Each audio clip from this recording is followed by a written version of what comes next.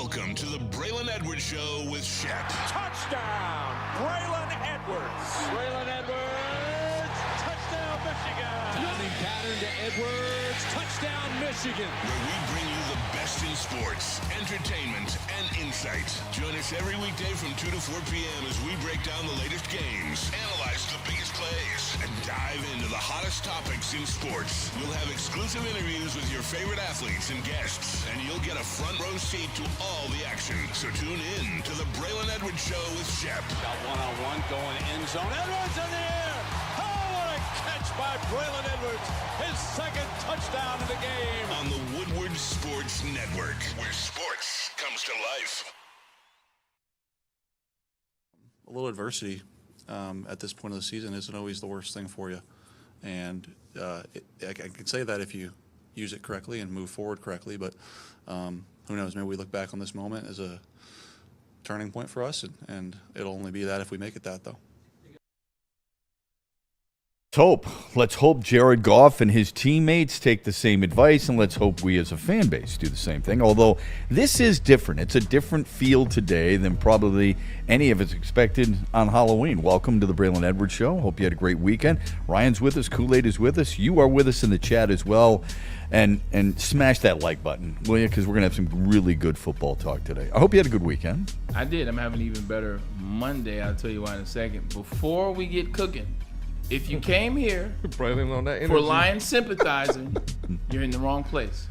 If you came here for us to move the goalposts back about the Detroit Lions and have positive conversation on, it's not that bad. And, with all that happened, they still were this close to winning.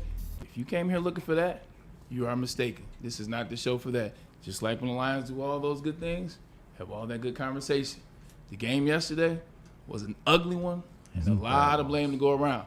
So if you're looking for happy times, it's not a happy time show, but it is a happy day for me, though, because it is my son, Maddox Edwards, who you guys saw some footage from when I went down to Cleveland. It is indeed his 13th birthday. Wow. So that's a big birthday, man. 13. You're in the teens. You reach the teens. It's a big deal. Yeah, 100%, man. I just want to say to my son, my little guy, happy birthday. See you soon. Did you get the present yet? Come on, man. Oh, well, I never know. I mean, some of us are late. Guys are sometimes very late on present purchasing. I know I am. Sometimes I have literally gone a couple hours before New Year's Eve Mass, Christmas Eve Mass. I feel like the online deliveries, the Amazons of the world, the apps of the world, like you live in the era, like if you're late now, like it's on you.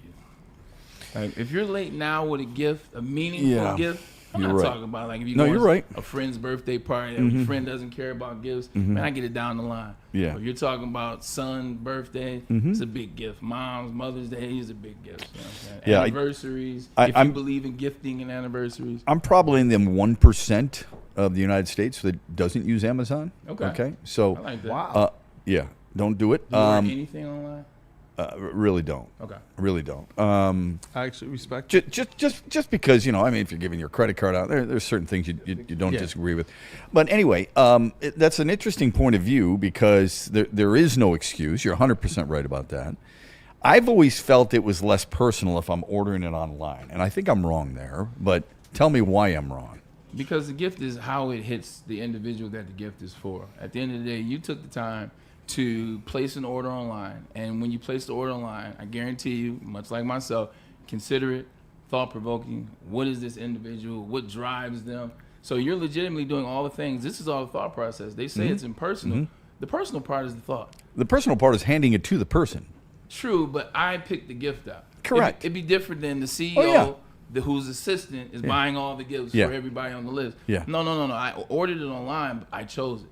Yeah. And I chose insert gift here because I knew how this would. And then it comes to you, and then you give the gift. Like it's not going to your son. You're getting it, and then you're going to give it to him. Right. Send it to your house. Right. Okay. Now you have it, and then when it's time to drop the gift off or exchange. That's how right. I get it. That's just cool. It's a little easier too because we have a million things going on. Shep, like I know your schedule. Like we're passing with ships in the night, the whole 9 yards.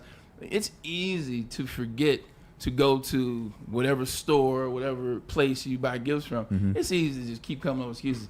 I'll get it tomorrow. I'll do it next week. I'll get it.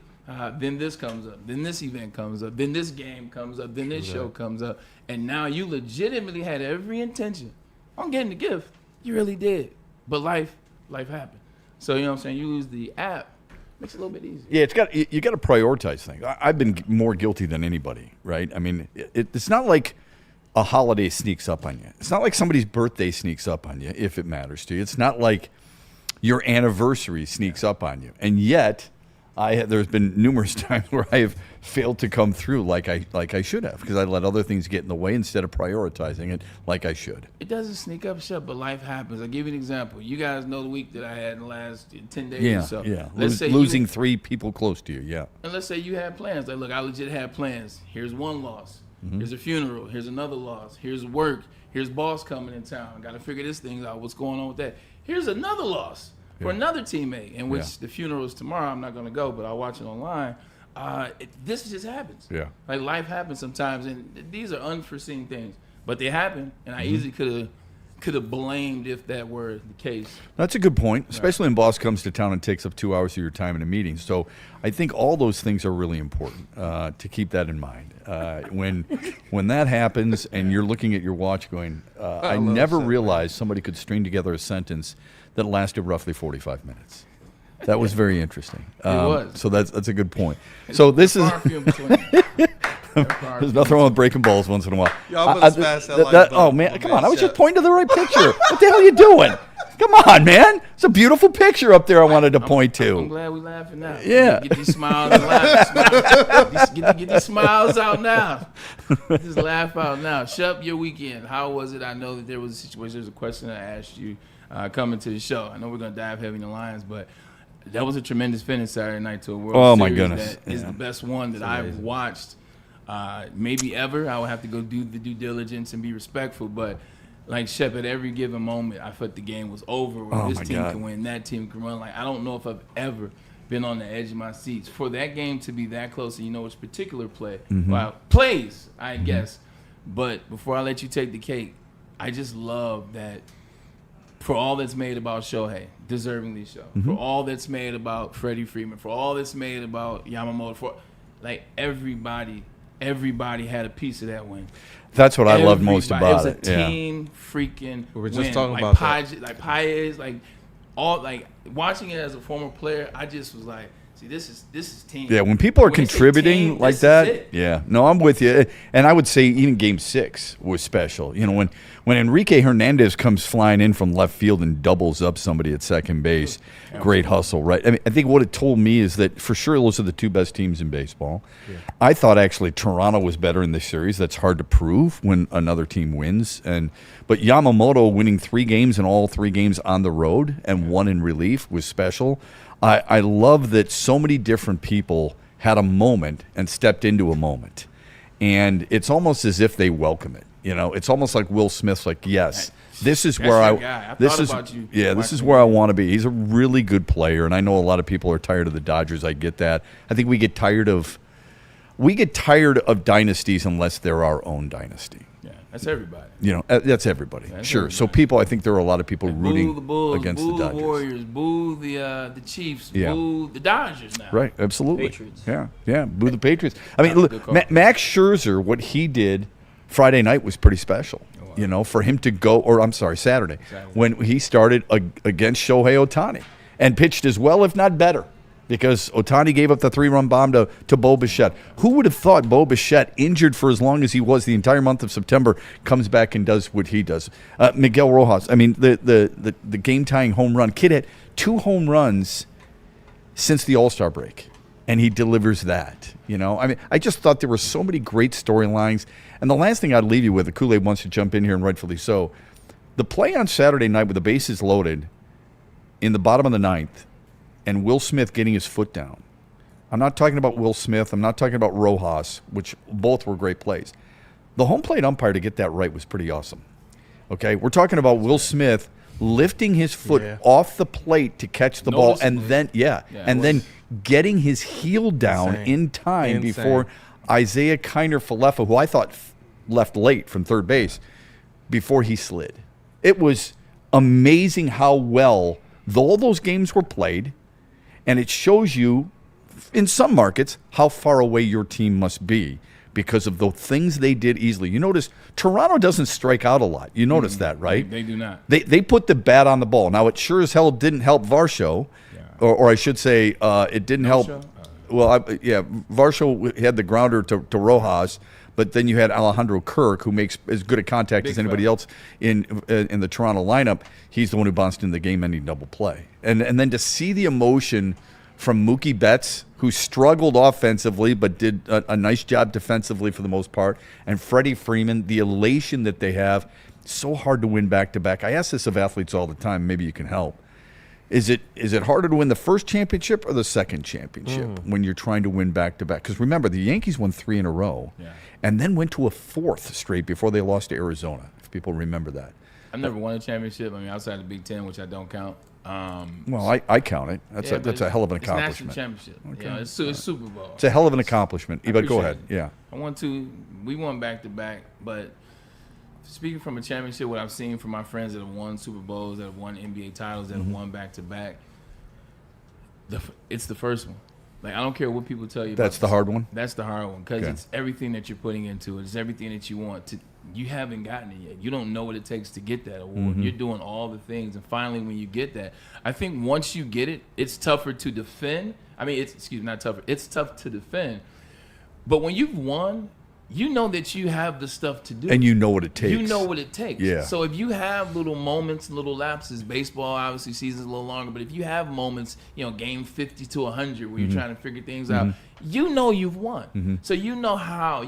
This happens. We can relax. We can chill a little bit. Basketball, it's the same thing. When you've won, like, this is in your repertoire. Yeah. You are a champion, and you did it last year, Yeah. which means it's still some of that there. This is still some of the similar team that did that. You guys will be okay in moments, I think.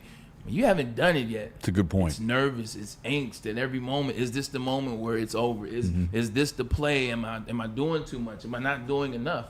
You're trying to get that championship. That's what I feel like when I was in New York. And we went to the AFC Championship twice, and everything had to go right, and we're pressing, and is this the moment? And, is Rex going to call it's tough trying to win that very first ring because everything has to go right. It's just like when you go on a road trip. You know what I'm saying? The very first time you go somewhere far, Shep, it seems like it's forever. Yeah. It takes longer. It's harder because it's the first time. You don't know exactly where you're going. You don't know what it's going to take. You don't know what the little valleys look like. So when you get there, when you do it again, it's like, I know this happens.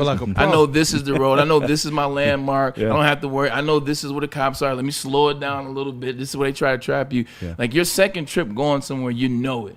You know it. That first time, you just hoping and praying that the trip is over.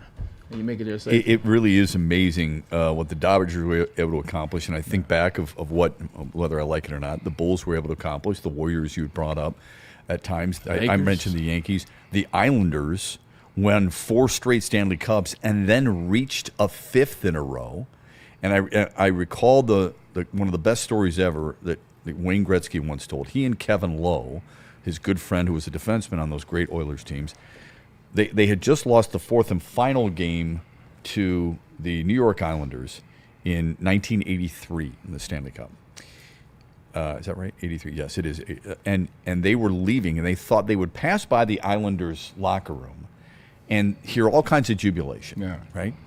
And when they walk by, they see every guy in the Islanders just bent over, spent. Right. I mean, their towels are around their neck. They're sweating. They're simply mentally and physically exhausted. Yeah.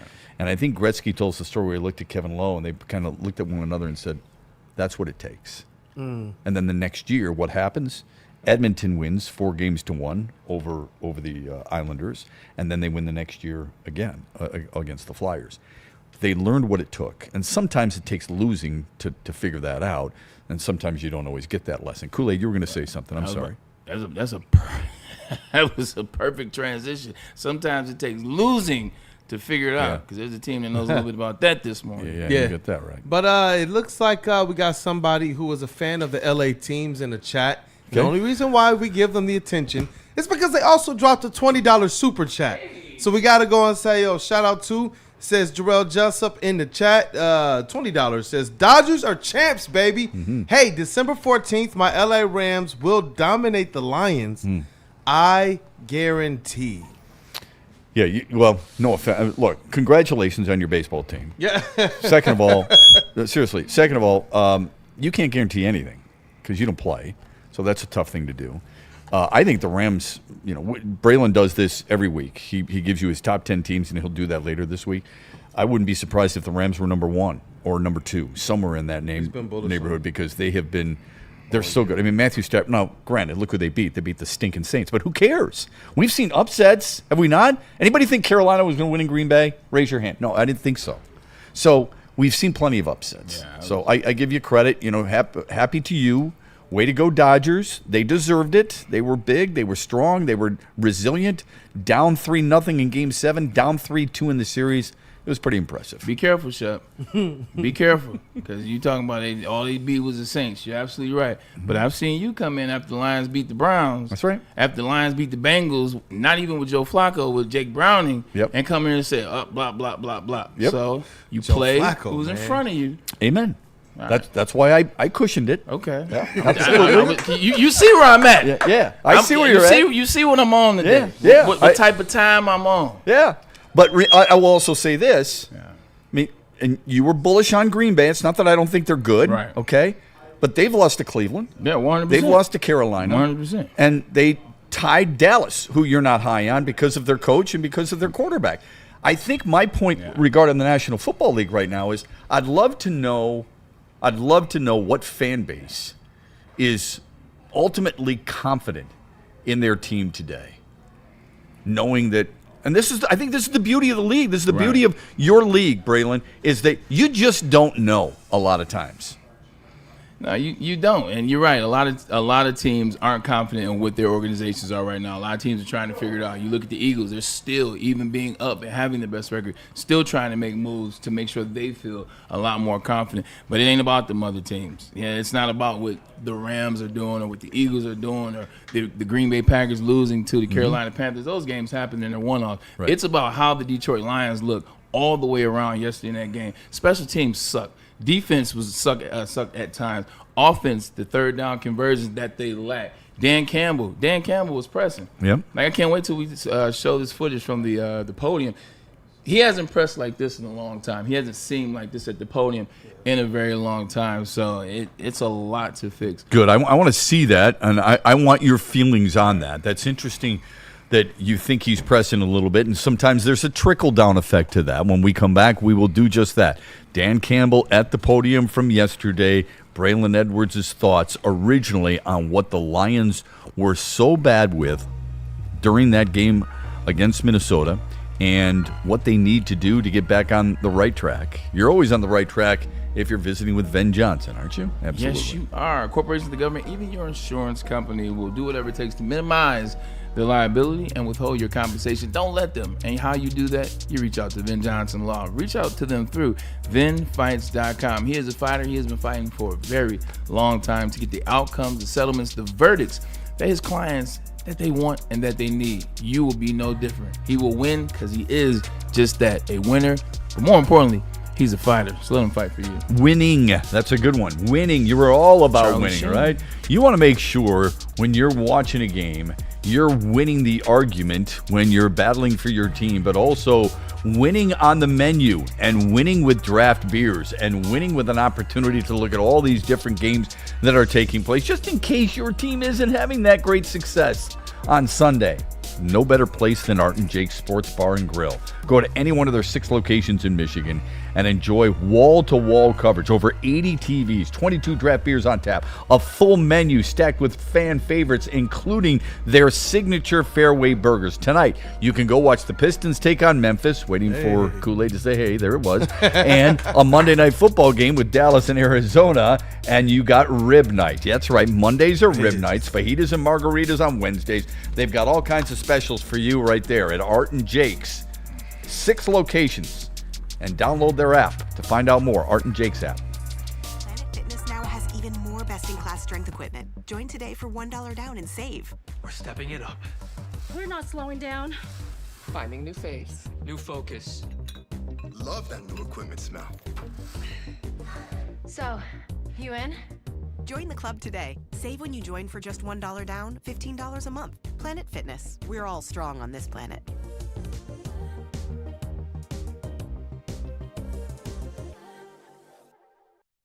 Breakdowns on the latest sports injuries from the man trusted by top athletes in the community, like D-Mac.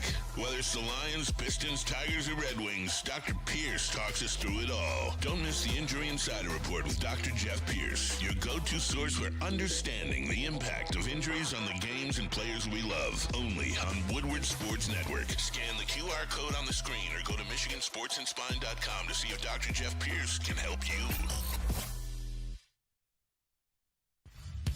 Every Sunday, there's only one place to get all your kneecapping, hard-hitting Detroit Lions coverage. Start your Sunday with the Lions Weekly Report with Broder and Terry Foster. Then, the Lions pregame show with Neil Rule and Sean Baligian. At kickoff, keep it locked in for all the emotions of the game with a live watch party with the heavyweights. Then, recap the game with the Lions postgame show with Anson. Game days, there's no other place to be than Woodward Sports. Live all game day. Go Lions.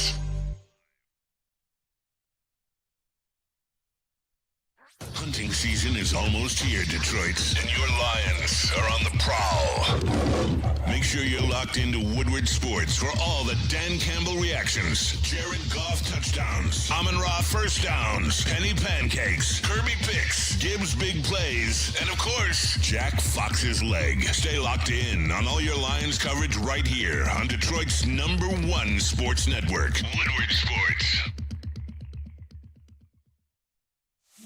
It's bear hunting season, and Dan Campbell is hungry for some kneecaps. If you can just get a hold of them and you start dragging their ass out to the deep, dark abyss, you can drown them. The Kings of the North are back for another year of the brand new Lions. Make sure you're locked in to Detroit's #1 sports network for all the news and info on your Detroit Lions. Woodward Sports, let's go. Head to WoodwardSports.com and click on Shop. Get the latest in Detroit sports apparel and exclusive Woodward Sports gear. WoodwardSports.com can get the whole team outfitted. Love the Pistons, Red Wings, and Tigers? We got something for you, too. Shop online at WoodwardSports.com. With over 2,700 locations around this great nation, Planet Fitness is the gym for you because they're the gym for everybody. And their thing is, it's a judgment-free zone. You come to Planet Fitness, nobody's judging you. We want you to start your journey with Planet Fitness. Even if you've already started, we just want to bring you to the gym that does it the best. Also, there's trainers on staff. There's even the black card for $24.99 where you get aqua, hydro, massage, chairs, and access to all the amenities. But the training, the service, the love, the squeaky clean gyms, all that comes with the regular service as well. Planet Fitness, where your fitness is essential. It's a really tough one to stomach yesterday with the Lions losing to the Vikings. The good news is, though, that you could have been doing it with, only 100 calories in your stomach. Sun Cruiser vodka iced tea. Yeah, that'll make your day, actually. It'll cheer you up a little bit because it's got real vodka, real iced tea, no bubbles, a clean, crisp sip. My daughter and her friend. Calories? It's only 100 calories. It would have saved a little room for my Lions to spare. There you go. My daughter and her roommates at Michigan State drink it all the time. So this season, make sure you're letting the good times roll with Sun Cruiser, and of course here with Woodward Sports. And please drink responsibly. Okay, and we are back. I was actually I don't. The easy thing to do is be pissed off. In the world of sports, my team's not good enough. My team hasn't done this well enough. No team is perfect. It doesn't matter. This is what I expect. They're making a lot of money. I get all that. But I will say, even after a loss for the Lions, I look forward to it because I do want my friend's opinion on this. I want Braylon Edwards to tell me perhaps where I was right, where I was wrong. And it's not like it's always going to change my mind. It's not. There's a lot of things that I think I'm convinced of that it would take an awful lot more for me to be moved off that spot. But I am interested to get your thoughts on this team coming off a bye week when you would think the automatic assumption, Braylon, is you got a couple of weeks to prepare for a team and you should be really ready. Yeah. I thought they looked as unprepared as I've seen them in a long time. Maybe the Baltimore game a couple of years ago. Let me take that back. Maybe the Washington game last year to a certain extent. How did you view it? It was alarming to me that coming off a bye, exactly like you said, this is a game in which you had ample time to prepare. Coming off a win against the Tampa Bay Buccaneers, you had ample time to prepare. You got some guys back health-wise, so this should have been a good win. This should have been coming out with a plan, should have been coming out aggressive, coming out looking like, what you say you were, and that's not what I saw. And it's alarming in a sense. Every time I feel like Dan Campbell has these moments where here's a bye week, here's some time to prepare for a team, the preparation doesn't meet what I think it should. You look at the Washington Commanders last year in the playoffs. Did that preparation meet the road? No, it didn't. The Green Bay Packers game, you essentially didn't play your starters at the start of the season in the preseason. So you had time to prepare for the Green Bay Packers game. We saw what that looked like. Here's another game. And also, too, it wasn't just who it was. For as good as that defense is, they put a lot of money on there. Brian Flores is one of the best defensive coordinators in his league. He's shown you that over the years. But everybody had jokes about this offense and J.J. McCarthy and Carson Wentz and whoever the other quarterbacks were. This is the quarterback you allowed to come in here and do the things. And he didn't do much. This didn't do much. So the preparation on that side is what? Oh, I was just saying, whenever you're done. Go ahead, Ryan. Oh, I was just saying to Shep's point about the Commanders game last year and to your point about coming off a bye here, and then if you go last year, our mini bye where we had 10 days off against the Bills, we lost all 3 of those games off a bye. Like the Commanders, we had a bye because of the playoffs because we were the 1 seed, and then a bye this week. So I don't know what happened. They had a bye week last year, too, during the regular season and beat the snot out of Dallas the following week. 47-0. I'm just saying it's something that I've noticed a little bit. That's 3 times in the last 12 months that kind of off a bye week, and we struggled. And Very then you look true. at the Packers. Maybe we need these games coming off the bye week to be revenge games because that Cowboys game was a revenge game. Getting back to the point with the Lions, didn't look like they were prepared for the game on Sunday, right? Damn sure looked like they were prepared for that Halloween costume party on Friday and Saturday. Damn sure like they were enjoying themselves this weekend with all the pictures and everything going viral. I say that just to say this. When you don't perform on game day and that stuff is out there, see, these are the kind of conversations we can have. Because it's legitimately, somebody used to sit in that chair, used to talk about the Giants having the bye week, and then somebody went down on a boat trip, took all the wide receivers, they got blown out in that game, the playoff game, talking about Odell Beckham, talking about Sterling Shepard, and everybody talked about the trip to Miami. These are the type of things you can point to when you don't look prepared coming out of the bye week, when you're dropping passes, when you're Amon-Ra St. Brown, who's one of the smartest players in the league, and you're going at the same time as Sam Laporta. These are little pressing situations. David Montgomery is one of the most sure-handed ball carriers in the NFL. Here's another major fumble at a big time. And if you look at it, it wasn't necessarily a great play by the defender. It was super loose ball security. There was no ball security on that. So I don't like the fact that it seems as though, remember the Washington Commanders game? Remember Dan Campbell Kool-Aid? Before that Washington Commanders game, everything was all cool. He was all excited. He was, oh, man, I'm looking for fans. I'm looking for the people in stands. And they went out there and they got embarrassed. They need to dial it back in. The Lions need to dial it back in because the offensive line struggles, which is number one. Everybody saw it, so I don't have to act like I'm a genius. Offensive line struggled yesterday. They got out physical. Yeah, like that's the thing that concerns me. I mean, this is a team that is used to playing bully ball. I don't expect on both sides. They did. I don't expect them to win every game. Neither do you. Not at all. But it's how you look. And to your point, you open. I don't think personally. I don't think the Halloween thing's a big deal. I don't think you do either. Right. But you open yourself up to all kinds of criticism when you're getting all these videos and all these pictures taken at Halloween parties, and everybody immediately assumes, and I think it's an unfair assumption, but that's the world we live in, that you're having so much fun dressing up as Howdy Doody when Minnesota, we don't see anything from them, and they're coming in here ready to kick your ass. Like, legitimately yesterday, the offense was bad. Like Taylor Decker, whether he's hurt, banged up, I get it. It looked bad. Christian Mahogany went down. I hope he's well. We're going to have to do something about the left guard. Graham Glasgow looked as bad as he could look in terms of yesterday. Finally, for the first time, when he says, I'm a right guard, for the first time I actually saw it. Yeah. Tate Ratledge didn't look good either. 100% he didn't look. He looked like a rookie. Yes. At least he has excuse. He looked like a rookie. Penei Sewell, he's banged up. And now I'm starting to wonder how long he's been banged up. Because in the game a little bit, it looked like he had some things going on, but that didn't look good. And when the offensive line play isn't there, then your quarterback, who is an elite quarterback when he has time. Yeah. He's an elite quarterback when he has protection. He's an elite quarterback when he has a run game, which they did not have last night. 20 carries for 65 yards. When you don't have a run game You can't have play action, which is how Jared Goff usually has the bulk of his yards per season. Like, these things go hand in hand. No running game, offensive line that does not want to be physical. Now you got Jared Goff. Even plays when Jared Goff had time, there were at least 4 or 5 plays where Jared Goff had some time, but because every other play, he's running for his life or he's ducking down. Even when he had time, he's immediately trying to go down and curl up in the fetal position because he doesn't want to get hit for the 12th time, for the 13th time. Like, that was... Yeah. According to Next Gen Stats, they had 30 pressures on Jared Goff, okay? And on top of all that, now remember, just 2 weeks ago, unlike the Pro Football Focus ones on Aiden Hutchinson, I saw all 30 of those pressures. Yeah, exactly. 2 weeks ago, let's remind you, though, we did a Braylon's Breakdown, and it was Penei Sewell running literally with Jahmyr Gibbs. So I don't know how long he's been hurt either, but he did get bumped and bruised with the right shoulder. The other person is Jahmyr Gibbs, and it's not just because he wasn't getting yards. We always want to gravitate toward the running backs every time there's a big play. Look at how great David Montgomery is. Look at how great Jahmyr Gibbs is. And we forget about the offensive line. And then suddenly when they don't get yards, we want to blame the offensive line. You can't have it both ways. But what he didn't do, what he was really good at, in fact, Braylon broke it down on when we were talking about Jahmyr Gibbs earlier this year. It was week 3, I think, on Braylon's Breakdown. The base of Jahmyr Gibbs and his ability to block. Okay? Now, I don't want him blocking linebackers who are flying in at 20 miles an hour. That's his job, though. But that's part of his job. What he did yesterday was not good, not just from the standpoint of being able to run the football, but we're talking about trying to protect him. And the 16 pass plays that he was in to ask to protect Jared Goff, 7 of them he gave up pressures.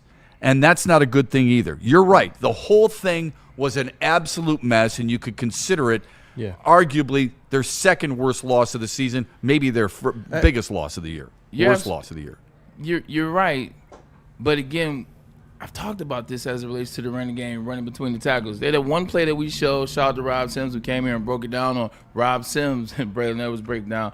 That was a great play. What was the rest of that game? That Tampa Bay alone, it was 2 plays. Yeah. 2 major plays. You're big on that, between the tackles. Because it looked like I knew this was coming. Yeah.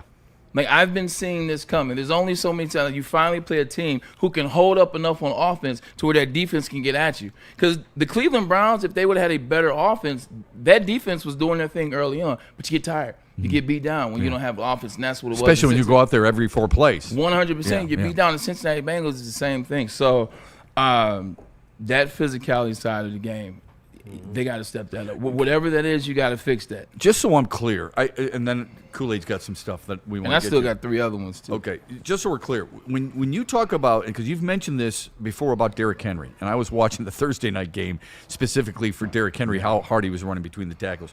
You think elite running games are between the tackles? Is that a fair statement? Yes, I think you have to be able to run between the tackles to be an elite running game. Good. Fair enough. Like, if you run on the outside, I just want to clarify. Yeah, if you can run outside, that's great. Like, even Saquon Barkley last year, he's an outside type, get on the outside, does thing. Yeah.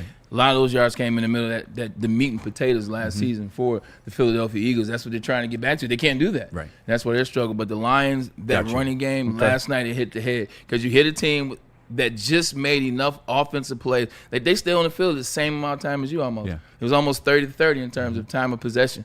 So now at the same time, it's like if you're not scoring. That's why your alma mater looks so good in their running game against Purdue. Because I'm just saying it was the running game. I'm emphasizing that. He's out. It was between the tackles, and Jordan Marshall's really good. Go ahead, Kool-Aid. Yeah, I just wanted to add on to the Jahmyr Gibbs conversation as well. Yeah. You know, another thing that looks so out of character, and you talked about it too, you hinted at it, as it relates to the play actions not being there. Yes. What's one of the things that is almost synonymous with Jahmyr Gibbs and the Vikings? Torching their linebackers in the pass game. Some of his best highlights have come from hitting that to the right, off of the play action, or off of off of a quick just shotgun, and he's out to the right across the middle of the field. Swing pass, it's 6 for Jahmyr Gibbs. Yeah. These things, like their identity is just not there on offense, their rhythm. They're not able to get into anything right now at the turn. When you can't get in the second, and short, you can't be an effective play action team because at the end of the day, when you get to second, what Goff feasts on. When you get to second and medium, the whole playbook is open to you. There's so many options. When you get to 2nd and 5, 2nd and 4, which they were doing last year, which they were doing the year before, When you can't get to that, when it's now 2nd and 10, there's only a few plays you can go to. There's only a couple plays, and guess what? And guess what's not one of them? It ain't play action pass. That's right. You have to get to 2nd and 6 at least. 2nd and 5. This gives you better options. This opens up a little bit. So what changed? We were all impressed with the opening drive, right? They threw on first down, Sam Laporta again, right? Got him really involved.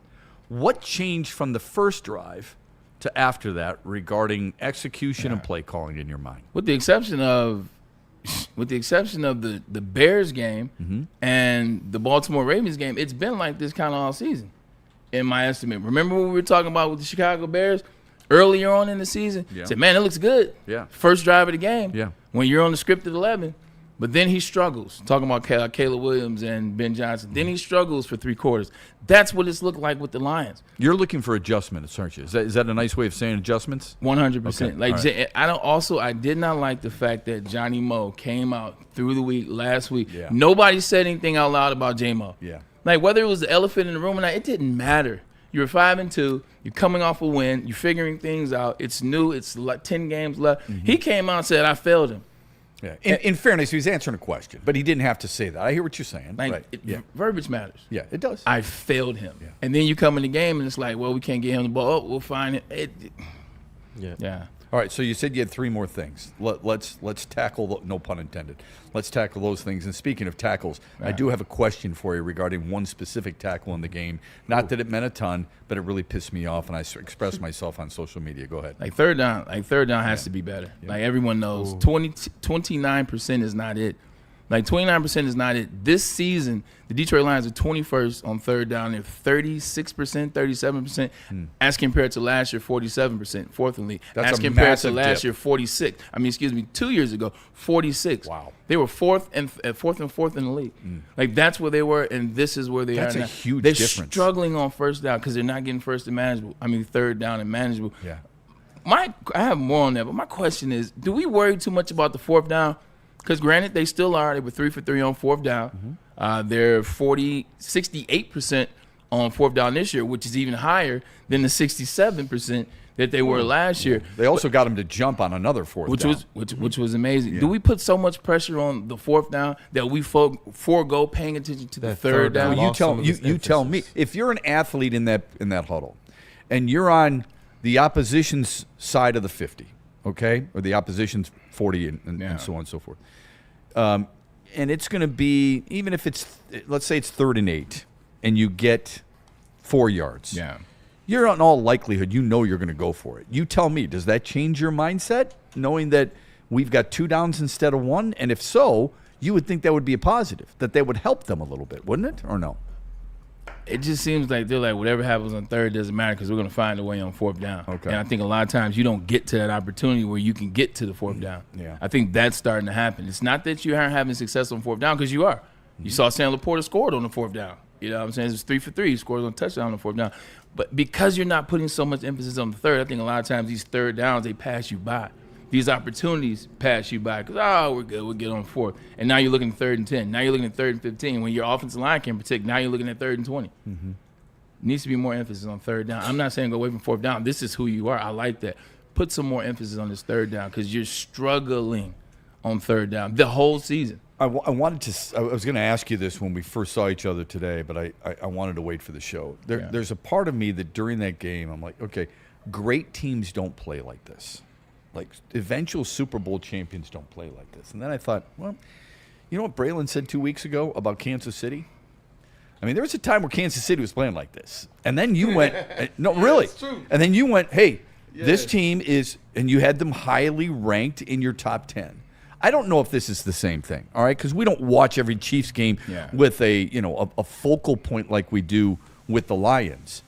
We're not saying this is it. They've got 9 flipping games to go. But when you struggle as much as they did in all 3 phases, you can't help but be slightly concerned no matter who you're playing next and when. Yeah, 100%. Look, as it relates to the Chiefs, they still got Patrick Mahomes and Andy Reid. I will always state my case in that. And they lost to the Buffalo Bills, who you guys said were going to win. It's Josh Allen. He had a great game, great performance, blah, blah, blah. They do that. They do that song and dance. It's almost a one-off for me. I still stand by Patrick Mahomes. But the Lions aren't good enough to be bad in special teams. At the same time, be bad at the defensive line. At the same time, be bad at the offensive line. They are not good enough to be able to overcome that. That's where the Lions are. You want to put a marker or a measuring stick on where the Lions are currently in the NFL? It doesn't have anything with last game. Last game was a one-off. You're fine. You still make the playoffs, etc. But how good are the Lions? They're not good enough to overcome how they played in all three phases last game. They're not that good. So whatever that tells you is what it tells you. It tells me this team's got some work to do. Rank your deepest concerns. Offensive line. Yep, first and foremost. Like everybody, we're all in a group chat, just so people know. We're all in a group chat. A lot of it becomes hyperbolic. Some of it's fun, but it is. I mean, it really is. It's like, oh, my God, we got to do this. We got to do that. All right, settle down. But people are like, oh, my God, the Eagles, they just picked up Jalen Phillips. I'm like, okay, he's played 8 and 9 games the last 2 years. Would you give up a third-rounder? I wouldn't. But I think they need offensive line, and I've said that for 2 weeks, by the way. This is not Johnny-come-lately. I've said that for 2 weeks while everybody wants the defensive end because I love the defensive ends, and I don't know a damn guard in the entire league. They need offensive line help. So I think that's first and foremost. What would be your second? Yes, they need offensive line. I appreciate that. They need to get after the quarterback because we just paid somebody $45 million. That was a no-show yesterday.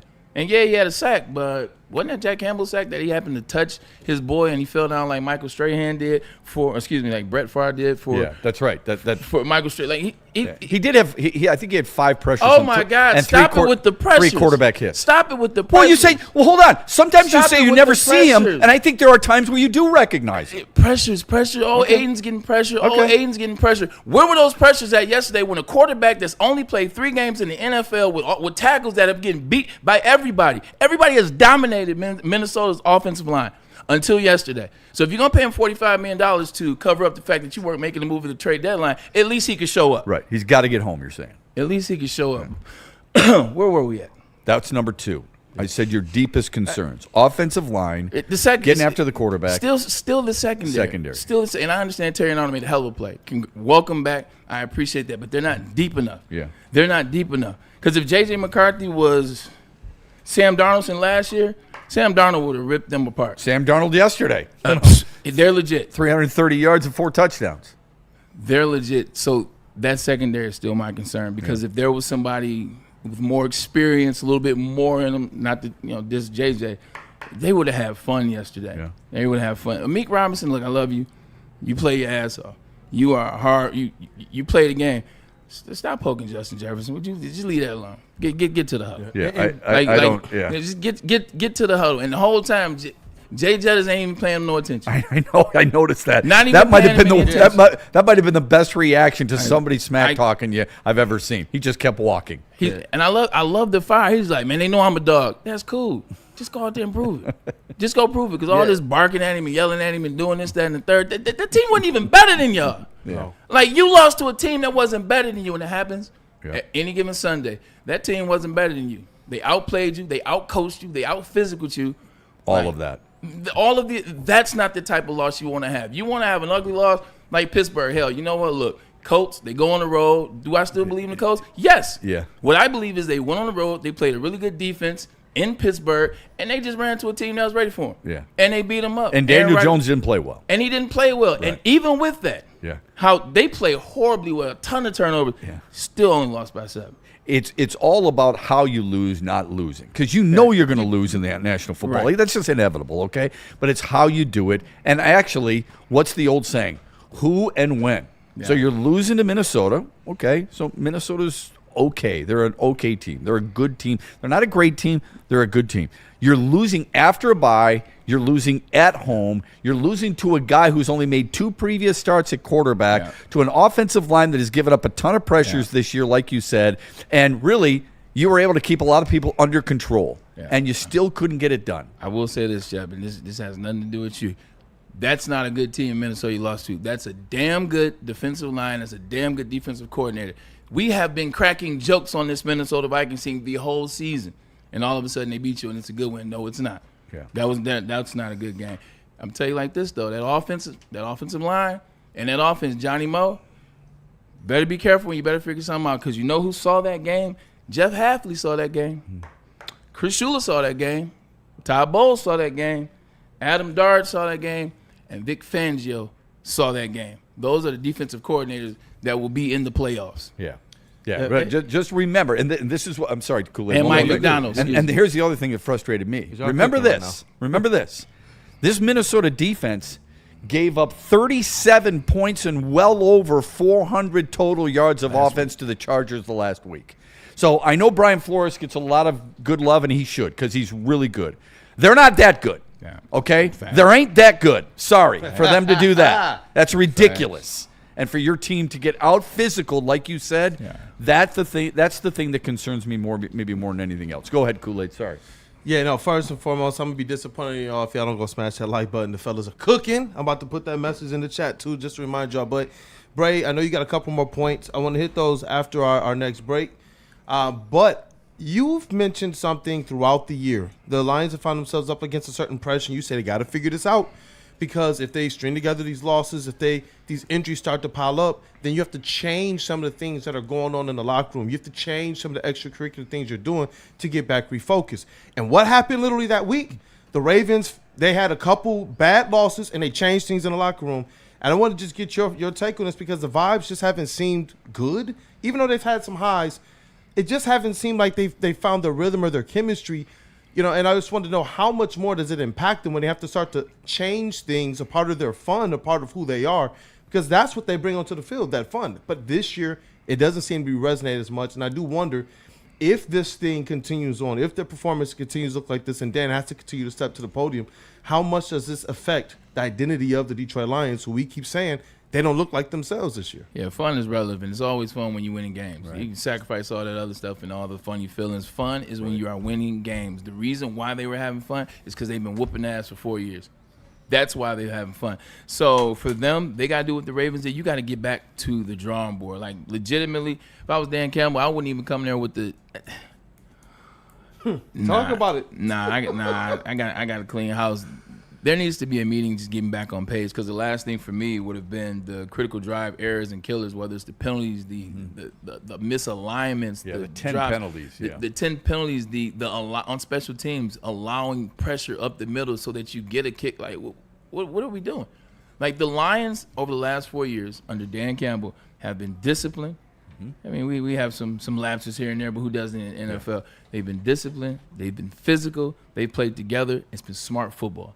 Like, even at times this year when we went to 5-2 and you start to see it look like it's turning, they're getting back to smart football. They're getting back on the same page. Guys are dialed in again. They got to find that, because you're right. The Ravens, they got that win with Trevor Huntley. With Huntley. Yeah.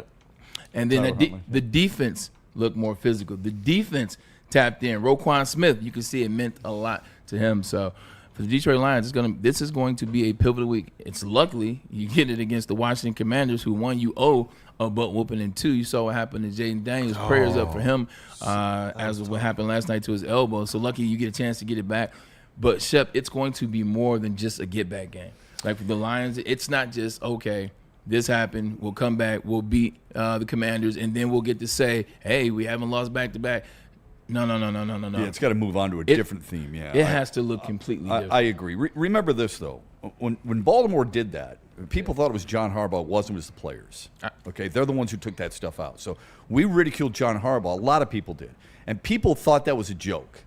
When Baltimore did that, and word spread, people goes, oh, like that's going to fix anything. And now suddenly we think it is fixing things, right?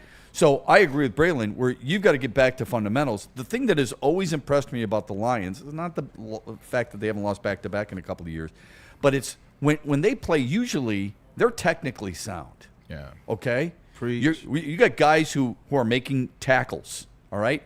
And you didn't see that yesterday.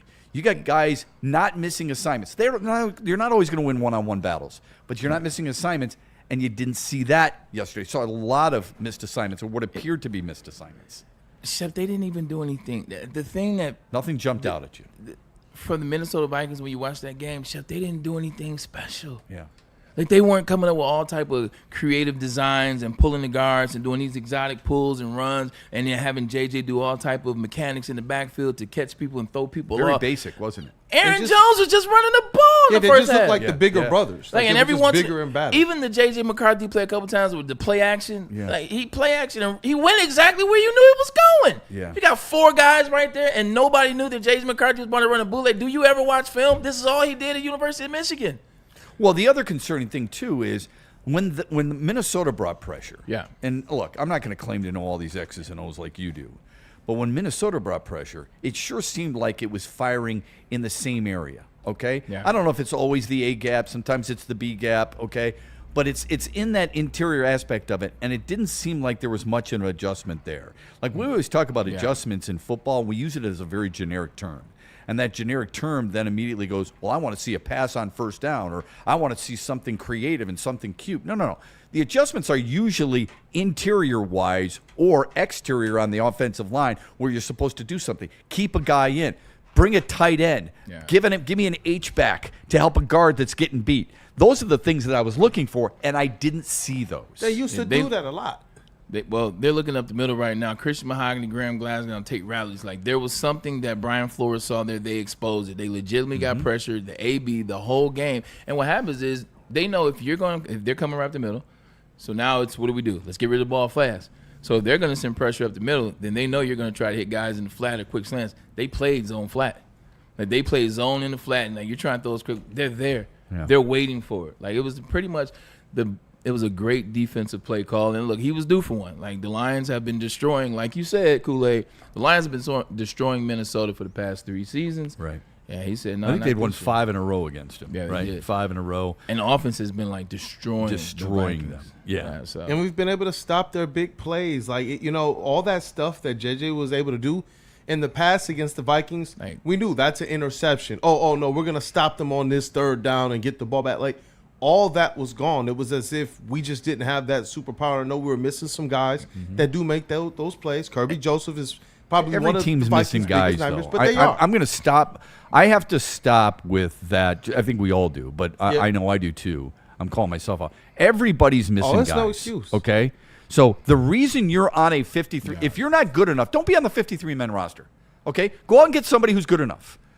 Your second-team guy is not going to be as good as your first-team guy. I get that. Whoever played behind Braylon with the Jets or the Browns or the Seahawks or the Niners, whatever, they weren't as good. But you know what? If he goes down, that guy's got to be good enough to fill in. Yep. Okay? Period. That's the juxtaposition to last year. The guys stepped up despite the injuries, went into B lineup, C lineup, started pulling guys off the scrap heap. Well, they did that against Tampa, okay, in the secondary. So, but I don't want to get was too, no excuse. It just seemed like they just bullied them. Bullied them. Tampa was luck. And everybody got excited. It was. I'm saying, talk to us. The Legion of Home? Like, at the end of it, no, it was luck. Like, it was luck. It was right. It was a race. It was a good space at a good time for that minute that Tampa Bay Buccaneers team. Like, that's luck. You're not legitimately running this secondary out there the whole season. So when people said this is great, it was great for the night. It was great for the moment. This isn't who the secondary was going to be. I don't think anybody's saying that. But I'm not going to go so far as to say it was luck. Those guys did more than just luck. Those guys did a really good job. What was that? What was that yesterday? Yeah, like I said, it wasn't good enough. But so would you say yesterday was bad luck?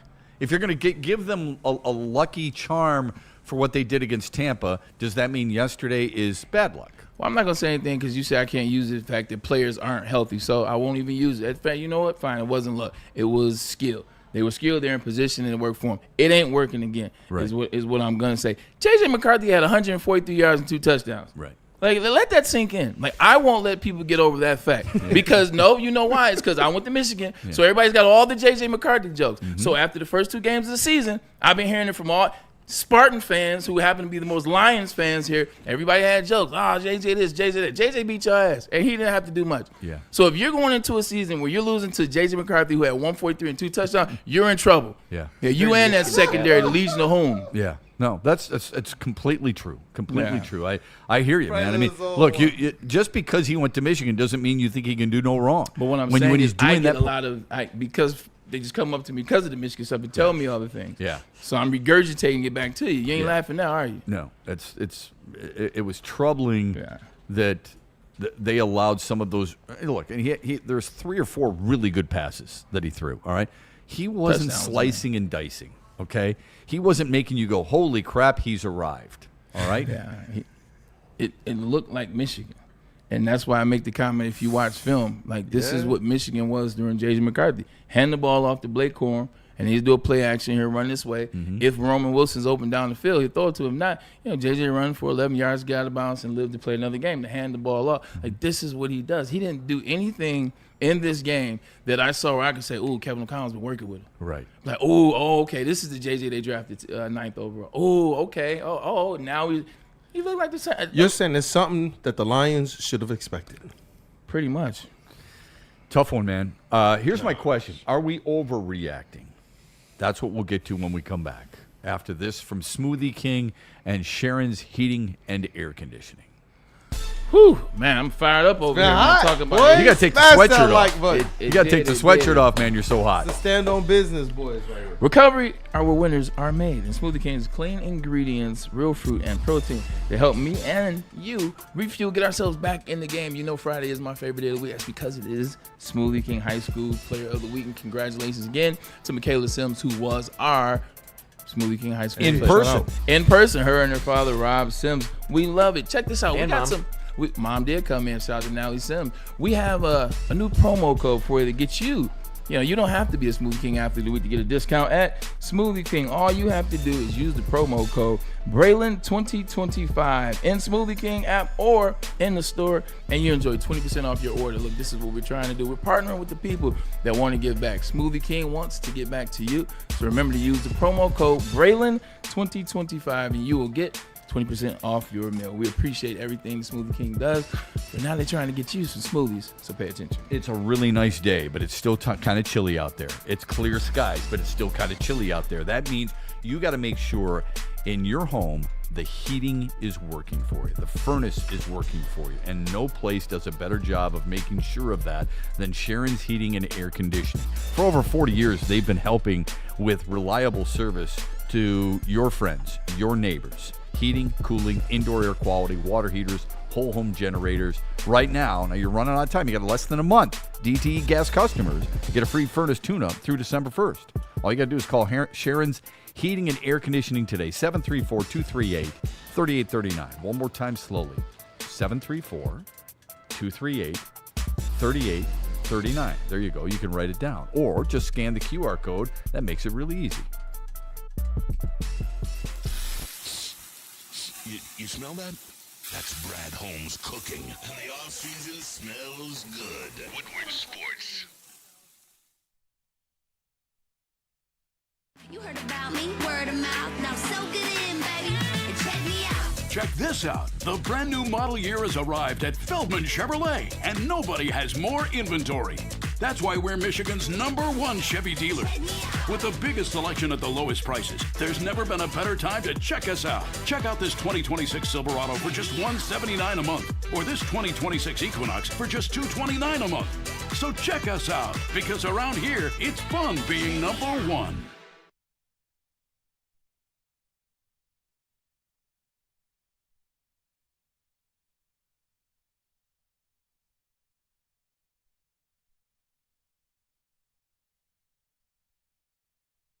Tuesdays at noon. Braylon Edwards and Shep. Thursdays at 3:30. Get expert analysis and in-depth breakdowns on the latest sports injuries from the man trusted by top athletes in the community, like D-Mac.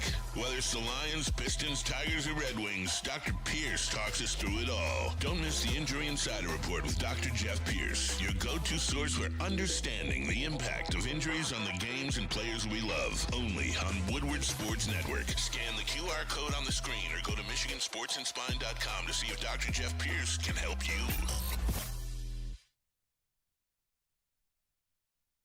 You know how some things are so good they should be world famous, but they're not? Our house-made vinaigrette is one of those things. And the antipasta salad, we drizzle it over. Same with our hand-battered chicken tenders. Original recipe soups and pasta sauces. It's almost as if our original, world-famous Detroit-style pizza is mocking them. And that's not very nice.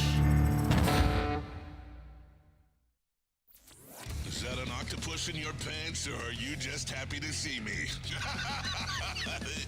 should see what I did there. Go Red Wings! From Octopi experts, Woodward Sports. Head to woodwardsports.com and click on Shop. Get the latest in Detroit sports apparel and exclusive Woodward Sports gear. Woodwardsports.com can get the whole team outfitted. Love the Pistons, Red Wings, and Tigers? We got something for you, too. Shop online at woodwardsports.com. Dr. Pierce, the injury insider for Woodward Sports, Michigan Sports, and Spine. You can catch him on Tuesdays, Big D Energy, or you can catch him on Thursdays, the Braylon Edwards Show with Shep. Won't be this Thursdays, though, because it will be the It will be the Athletes Unlimited event at Top Golf. Kool-Aid, did we get a winner on that? Actually, Dr. Pierce wants to extend that. All right, so cool. Then we'll wait to do that. week. Scan the QR code above my head, and we'll get you in the game. Dr. Pierce, he wants to make sure that whatever injury you have, you can get diagnosed, get the right way, so that we can make sure that your injury is gone. Dr. Pierce. Son surprised me yesterday while we were watching the game. He's like, Dad, you want a pizza? I said, oh, man, that sounds so good. He goes, I don't think so. So I'm waiting, and I'm waiting.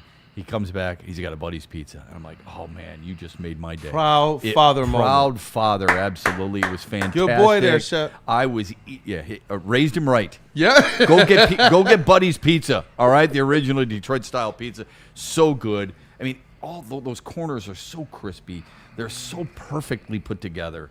22 locations, so there's something really close to you, buddiespizza.com. And the good news is you use that promo code 10meal, he got 10% off. Now, at least there's a dad there trying to help him a little bit. 10meal, that's the promo code, and you get 10% off your order. Buddy's Pizza and buddiespizza.com. Did you see the press conference in Cincinnati? I did not. Where they're saying Trey Hendrickson, they want a first-round pick for him? No. We can talk about it too, but Jamar Chase and Chase Brown, they came out talking about the defense. Oh, yeah. They came out talking about the defensive players. Like, that place is a bleep show. Oh. Like, it's a true bleep show. Like, from the standpoint here, you cannot not pay defensive players forever, make a mockery of the defense, and pay all these offensive players, because what happens is eventually they're going to speak out, because it's only for so long. And I'm not saying what they did is right. You know, it's you guys are on the same team. Like, you're not supposed to. With that being said, this has been the case since Jamar's been a rookie, since Joe Burrow's been a rookie. Yeah. Like, if we get a good defensive player, we won't pay him. We'll let him go.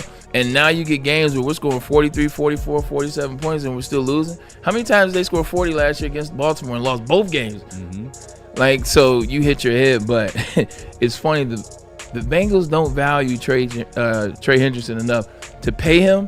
However, they want your first rounder and everything else for him. Right. Makes no sense. I don't understand that. I don't So either. he's not worth this money, but this is what you want from him, which is everything. Yes. So Cincinnati's not a serious franchise. They're not. The big question would then be, okay, everybody feels like they need a franchise quarterback, right? I mean, Cincinnati? No, everybody. Everybody feels like they need a. You're not winning without a franchise quarterback, in all likelihood. Yeah. Fair enough. Okay. Jamar Chase is the best at what he does. We can argue that, but I think you and I are pretty close in that. I think he's. I don't think there's anybody better after the catch. If he's not one, he's two. Okay, so you're going to pay him. Where's the money? One. Where's the money supposed to go? You haven't structured it well. You know, maybe you don't sign T. Higgins. Maybe there's certain things, but you've got to find a way to better both sides. For some reason, they don't feel like defense wins championships. I think that's a fair assumption from somebody on the outside looking in at Cincinnati. They don't value their defense, do they? I don't think they value the organization. I think realistically it's like, look, let's just hope we get there. If we get there and we win, then great. But we're not going to do all the things that it takes to be there. We're not going to be a serious franchise. We're not going to restructure this thing. We're not going to create a holy trinity where everybody is in working alignment. We're not going to take care of the guys that have come here, play, and we're supposed to take care of if they're on the defensive side of the ball. Yeah. So, like, you're like, this is what the league is. The league is offense. Like, we got butts and seats. We're selling money. We went to the Super Bowl with the worst offensive line in history. Yeah. Now we could care less. We're making money. That's how the Lions used to be. Like, Right. there wasn't too long ago where that Right. was this franchise. Yeah. The Fords were selling out. They could care less. I think that's where the Bengals are. And now that there's new ownership management for the Bengals, I think they're in trouble for a long time to come. That's a sinking ship. There you got two of the best players at their positions, and arguably of their generation. as good as they come, and they're not.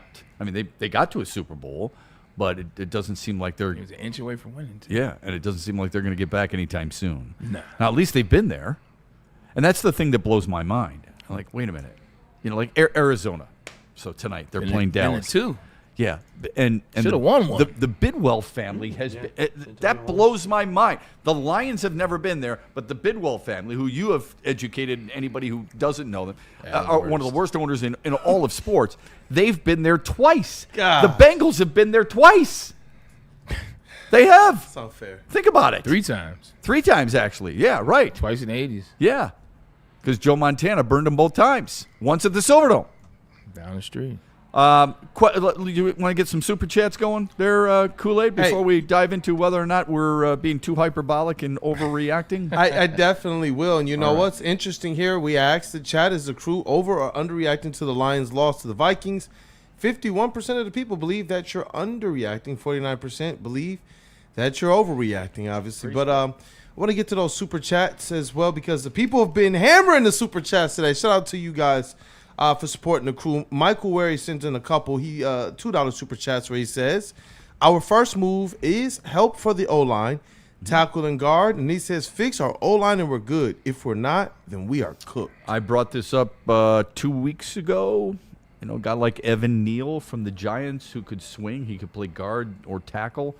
Now, and I mentioned this on my morning show earlier, Kevin Zeitler would be the guy. Yeah. He's familiar. Mm-hmm. It wouldn't cost you a ton of money. You know what you're getting. I like how you're talking. Okay, here's the question. He was a right guard last year. Yeah. Would you put him at right guard and move Glasnow to left guard and Ratledge to center? Or would you move Ratledge to left guard and put Zeitler at right guard? Or would you put Zeitler at left guard and Ratledge keep him there at right guard? This is another one of those Brad Holmes situations where I was pissed. Like, pay him. So what he asked for $9 million. Just pay him. And I said this then, too, so I don't want people to be like, oh, he's saying this now because Brixton hit the fan. I said it then. I said, just pay him. When you have a culture, when you have, let me not say culture, overused word. When you have a situation, when you have a system that's working, when it's working like that, that thing was fine. It was a well-oiled machine.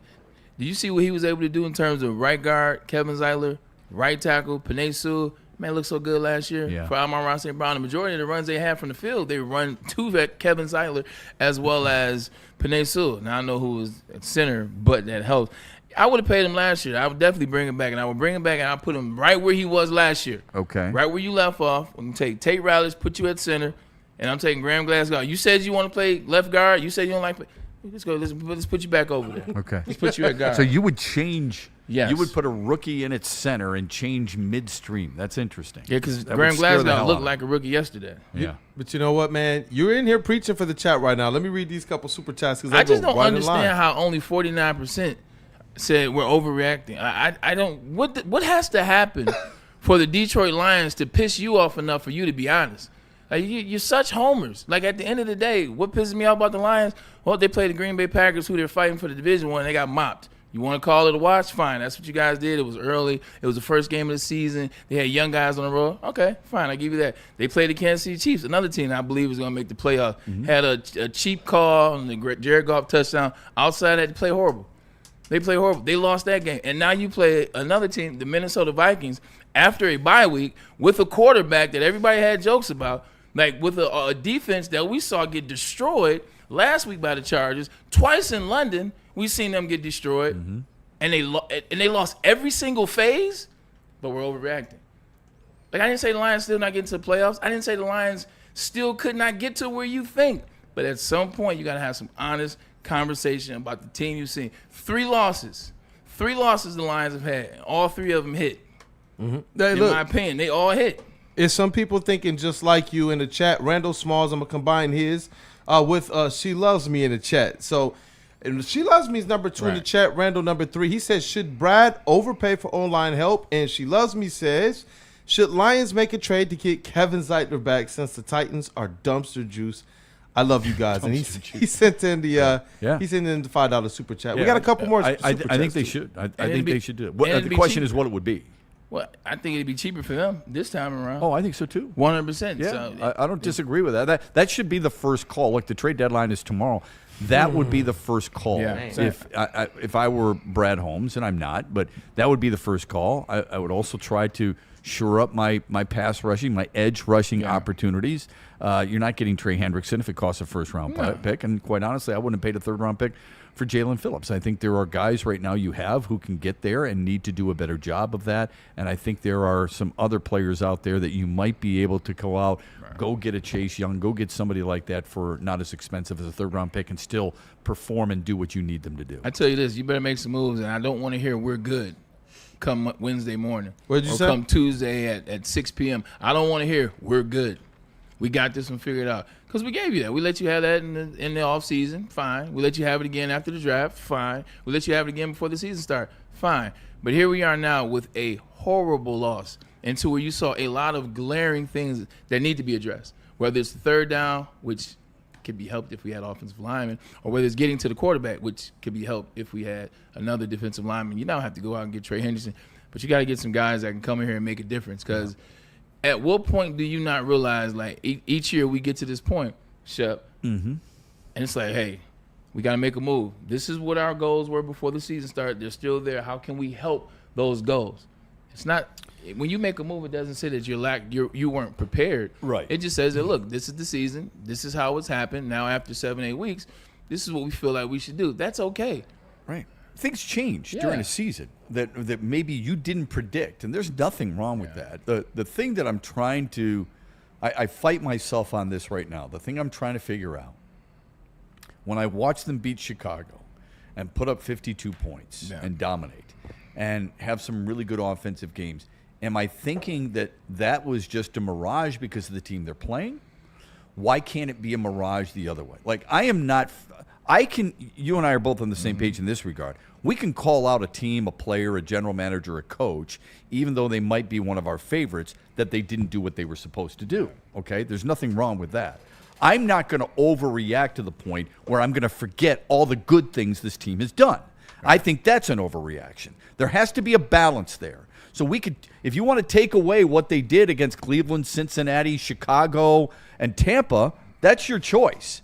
Then why can't I take away some of the negative things that they've done in the losses? And nobody wants to grant me that. I know you don't want to talk about other teams, but that's it. That's what other teams, that's what the NFL is today. That's the beauty of your league, is the fact that this team oftentimes, or this league week to week, you don't know what you're going to get. Right. And that's what I like about it, and it keeps you on your toes. Now, if this turns into a trend, and what's the trend? 3 games? I don't know. If that's a trend, then yeah, I'm going to start to panic a little bit. I'm not panicking with this team just yet because I think they're too good to play like this on a consistent basis. Yeah, I'm not panicking either. And you'll see very fast if it's a trend or not. You know why? Because they play the Eagles in 2 weeks. Right. So you'll get a chance to see if they fix it. One, they play a Commanders team that won't have Jaden Daniels. It should be a win, but I've said that before and it not work. It should be a win. You should look like something. And then you play the Eagles in Philly. So if you want to see what this Lions team is going to be, I don't even have to blow smoke. After the day and all the yelling and the ranting and fun that we're having, this will be where I leave the conversation, because the Lions will legitimately have to play the Commanders, and then they will double back with their division rivals, the Philadelphia Eagles, in Philly for a Sunday night game.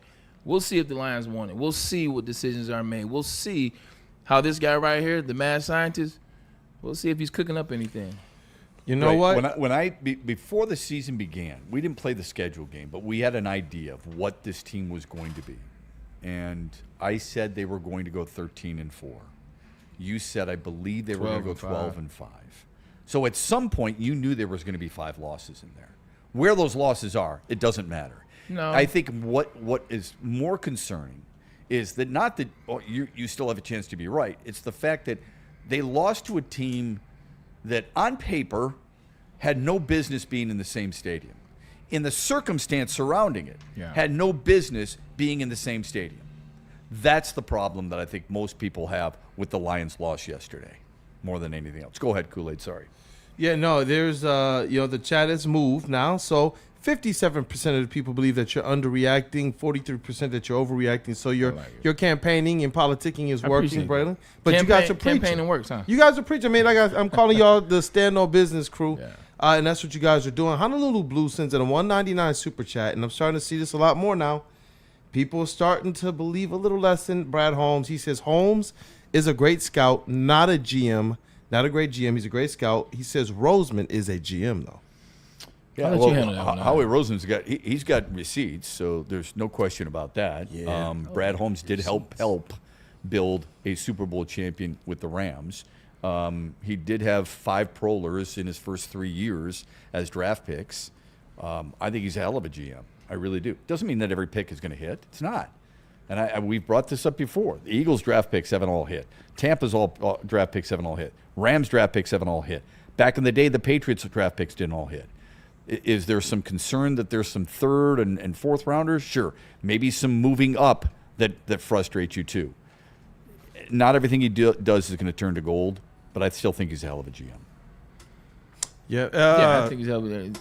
We've had this conversation. Like, yes, he's a damn good GM. What he's done in the last 5 years, what he's helped structure here with the Detroit Lions, 100%. He's a really good GM. However, just like you said, he makes mistakes, and sometimes those mistakes have come back to, for lack of a better word, bite us in the ass.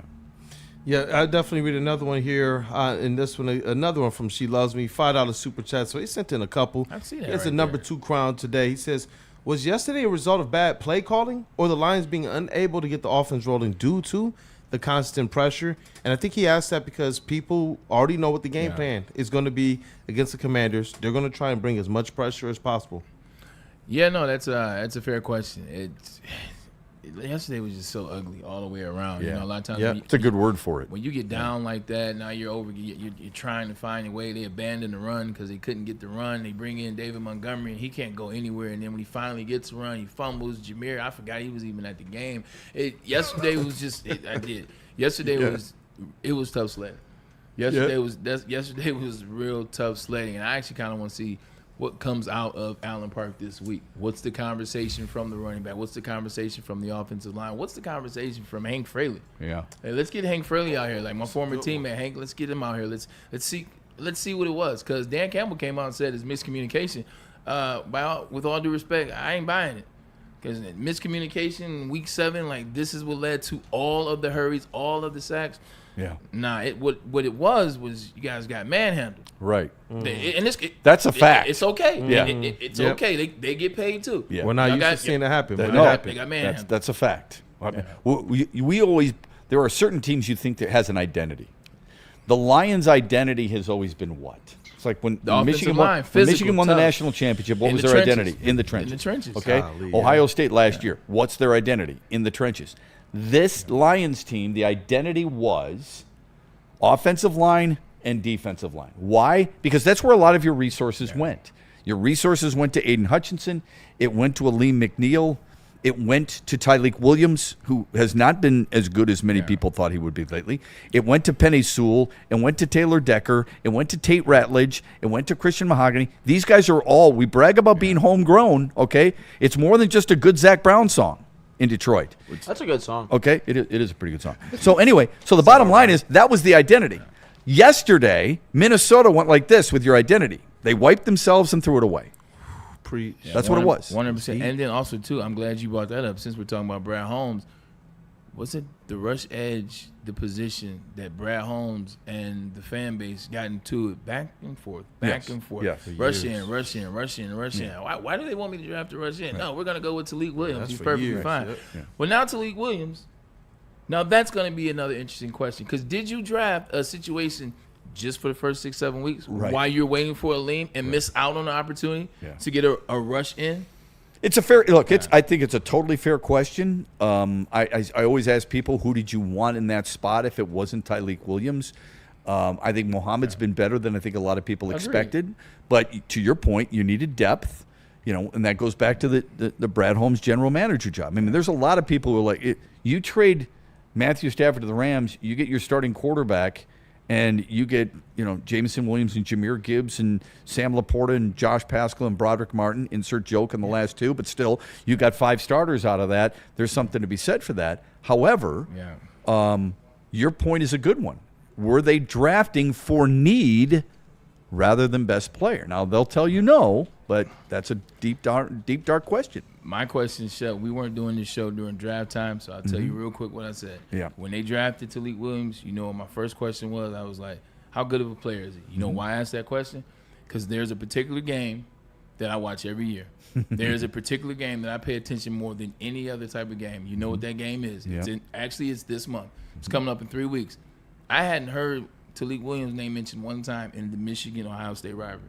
So when he was asked that question, if you're supposed to be this good, then why haven't I heard about you in this rivalry? That was my only question. Yeah. And I got no answer, and I left it alone. Yeah. If you want a defensive end, I was trying to figure out the kid from Boston College, Mike Green. Donovan Oh, no, that was Ezurike. He went in the second round. The Ohio State kid, what's his name? JT Tuimoloau? Yeah. He went in the second round. So I guess if people wanted a defensive end at that spot instead of Talik Williams, I'm not saying you're wrong. I'm just saying today you'd probably be going, well, you could have gotten them later. So I don't know. Yeah. And maybe that's one of those situations where, hi, Will Johnson. Yeah. Instead of a defensive end, hi, Will Johnson. But you just signed DJ Reed and you used a first and second round pick the year before on cornerbacks. That's a tough spot, right? Yeah. But they have not addressed, unless Hassanin comes back.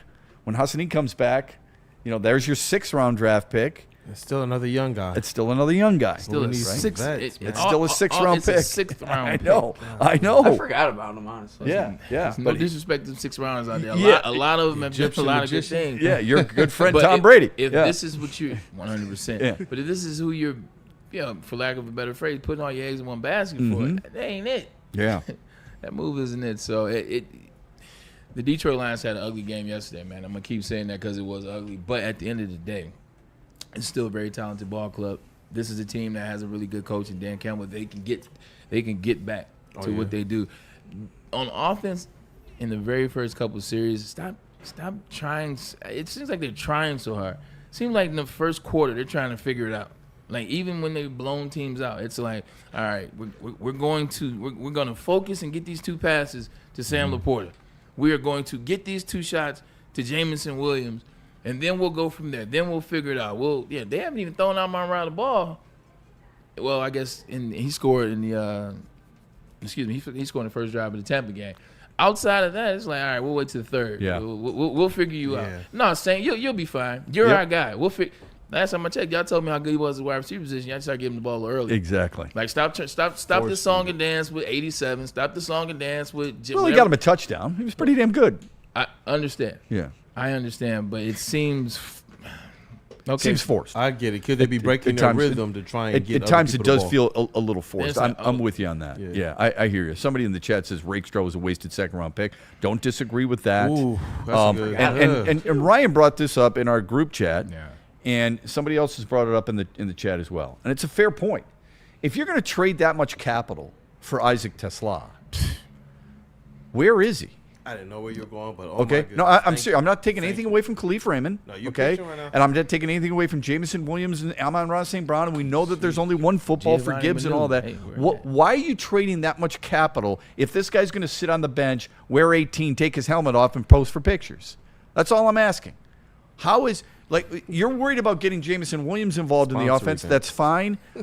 Why isn't this kid even playing except on special teams and third down situations? 4 weeks ago. 4 weeks ago, we had the conversation. Shep. Yeah, I know. 4 weeks ago, we had the conversation. I said, I would like to see a couple 50-50 balls a game. Mm-hmm. Like, that does not take away from the offense, does not take away from things you do. Hell, when Amon-Ra got hurt and I saw Tesla in there, I said, oh, cool, they're going to go slot. Here, it's a perfect opportunity. No. Yeah, they were down in the red zone. I forget which drive it was. He's in. He split wide left. I looked at the people I was watching the game with. I go, this has got to be a throw and jump ball to Tesla in the corner right now. Didn't even look his way. The reason why they don't is because they value each play. Excuse me. Yeah, I guess it's each play, not even possession. They value all their plays. I said, it wasn't like that last year or the year before. It's like, we got plays to waste. We have possessions to waste, if you will. Throwing touchdowns. Like, we figured it out. Yeah, you know what? We'll try this right here. Try that. See if that works. It didn't work. Throw it against the wall. Right. Now, where you actually have an individual tool where you could try something that isn't gimmicky, you could just throw him a jump ball and it's not going to work. Now you're worried about that possession so much of that play. Like, if it doesn't work, if he does something crazy, I would rather give the ball to Gibbs. I would rather do this with Sam Laporta. I get it, but then you shouldn't have got him here. Yeah, I don't. I know you do, and I appreciate that. I don't get it, quite honestly. I mean, when you knew that Zeitler was leaving, you addressed it, right? You what did you do? You went out and got a guard. Fine, Tate Ratledge, and for the most part, he's been pretty damn good. Yeah, he has. When you had an idea about your wide receivers, that they nobody does this in a bubble. They have long-standing. Tim Patrick. We're going to move him. Okay, we've got Isaac Tesla. Why is he not playing? Now, either he's not earned the playing time. I don't think you should play him just because he was a third-round pick. That's not right, okay? But if he hasn't earned it, that's even more concerning. He should be out there more frequently, shouldn't he? And then, by the way, you spent the three that Ryan was talking about, the amount of capital, the amount of draft picks, and you're rewarding Jameson Williams. Fine, okay? That means you've got three wide receivers for an extended period of time. You would think they would want them to all play together, okay, at some point. Yeah, $75 million on Sunday, had 1 sack, a touchdown, 2 catches. Got to do more. Yeah, got to be more. Got to be better than that. You can't do better than Les Stanford, I can tell you that. Les Stanford's got some unbelievable deals for you right now, and their inventory is out of sight, man. I mean, this is not an overreaction. I promise you. We were just talking about maybe overreacting regarding the Lions law. This is not an overreaction. Look at these deals. This will get you hopping right here. The 2025 Equinox, EVLT, $229 a month plus tax. The Lyric, the Cadillac, $489 a month plus tax. And then you've got the Hummer, 2025 EV SUT, just $599 a month plus tax. It's all at Les Stanford Buick GMC. They've got anything you could possibly want, and they've got the inventory to prove it. They've got the deals to keep you coming back, and the sales staff that is just outstanding, willing to help you in any possible way to get you in the vehicle you desire. Go to lesstanford.com today. You know what? Woodward Sports and Jack's Car Wash have partnered up to hook you up with a free car wash. I actually need this free car wash. I was doing a little bit of off-roading on Saturday, plus it rained, so I need this free car wash, but we'll give it to you. Text WSN to 888-522-1729 and enjoy top-tier service with free vacuums, compressor, and all the things and all the trimming. Also, that unlimited plan is real. I'm telling you guys, I legit have had that unlimited plan because of, shout out to my stepfather, CP. I know you're listening. I've had it for him 20 years and counting. It's the deal. It's the real deal. It allows you to go all 4 locations, and you can use that unlimited plan to get car washes when you want upgrades, interior cleaning, all the 9. Jack's Car Wash is the place for you. Stop searching for a vehicle and start finding one. Les Stanford Chevrolet Cadillac makes it easy. We harness the power of multiple dealerships and own the biggest selection of GM brands in the area to get you the car you need. With the Les Stanford Group, you'll have access to 4 different dealerships, providing you with more makes, more models, and more choices. We're connected to more than 1,000 vehicles. And with so many high-quality CPO vehicles available, you'll find new car quality at pre-owned prices. You can start and end your search at lesstanford.com today. Why do we fight? We fight to protect the innocent, to hold the powerful accountable, to bring the oppressors to justice. Why do we fight? We fight to secure and preserve our civil liberties, to get each and every one of our clients the justice they deserve, and to make the lives of real people just like you whole again. ThenFights.com. It's bear hunting season, and Dan Campbell is hungry for some kneecaps. If you can just get a hold of them and you start dragging their ass out to the deep, dark abyss, you can drown them. The Kings of the North are back for another year of the brand new Lions. Make sure you're locked in to Detroit's #1 sports network for all the news and info on your Detroit Lions. Woodward Sports, let's go. Every Sunday, there's only one place to get all your kneecapping, hard-hitting Detroit Lions coverage. Start your Sunday with the Lions Weekly Report with Broder and Terry Foster. Then, the Lions pregame show with Neil Rule and Sean Baligian. At kickoff, keep it locked in for all the emotions of the game with a live watch party with the heavyweights. Then, recap the game with the Lions postgame show with Anson. Game days, there's no other place to be than Woodward Sports. Live all game day. Go Lions. No one gives away more cash and prizes than Woodward Sports. You don't believe us? Here's our latest $10,000 winner. You know, you guys posted, hey, if you guess all this stuff right, you know, we'll give it's $10,000. I'm like, okay, well, why the hell not? And the winning doesn't stop there. How about our Outkick Your Coverage winner? I think you won. We got everybody. This guy's got a hot girl. Bigger prizes, bigger giveaways, cash, merch, tickets, and more. All from the biggest sports network in Detroit. No one does it bigger and better than Woodward Sports. Make sure you're following, liking, subscribing on Instagram, Facebook, X, and YouTube for your chances to share in the winning. From Detroit's #1 sports network, Woodward Sports. Hunting season is almost here, Detroit, and your Lions are on the prowl. Make sure you're locked into Woodward Sports for all the Dan Campbell reactions, Jared Goff touchdowns, Amon-Ra first downs, Penny pancakes, Kirby picks, Gibbs big plays, and of course, Jack Fox's leg. Stay locked in on all your Lions coverage right here on Detroit's #1 sports network, Woodward Sports.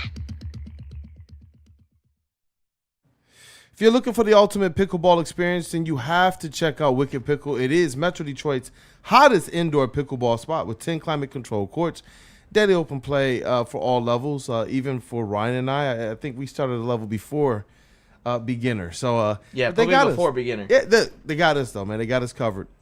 They got a chill lounge with TVs if it just doesn't work out, ping pong, and cold drinks. It's always game on, rain or shine. So if you're throwing a party or team event, they do host groups from 10 to 200. If you see that QR code, go ahead and scan that to get a jump on this information and register right away. Because you don't want to miss APA Michigan Gold Cup.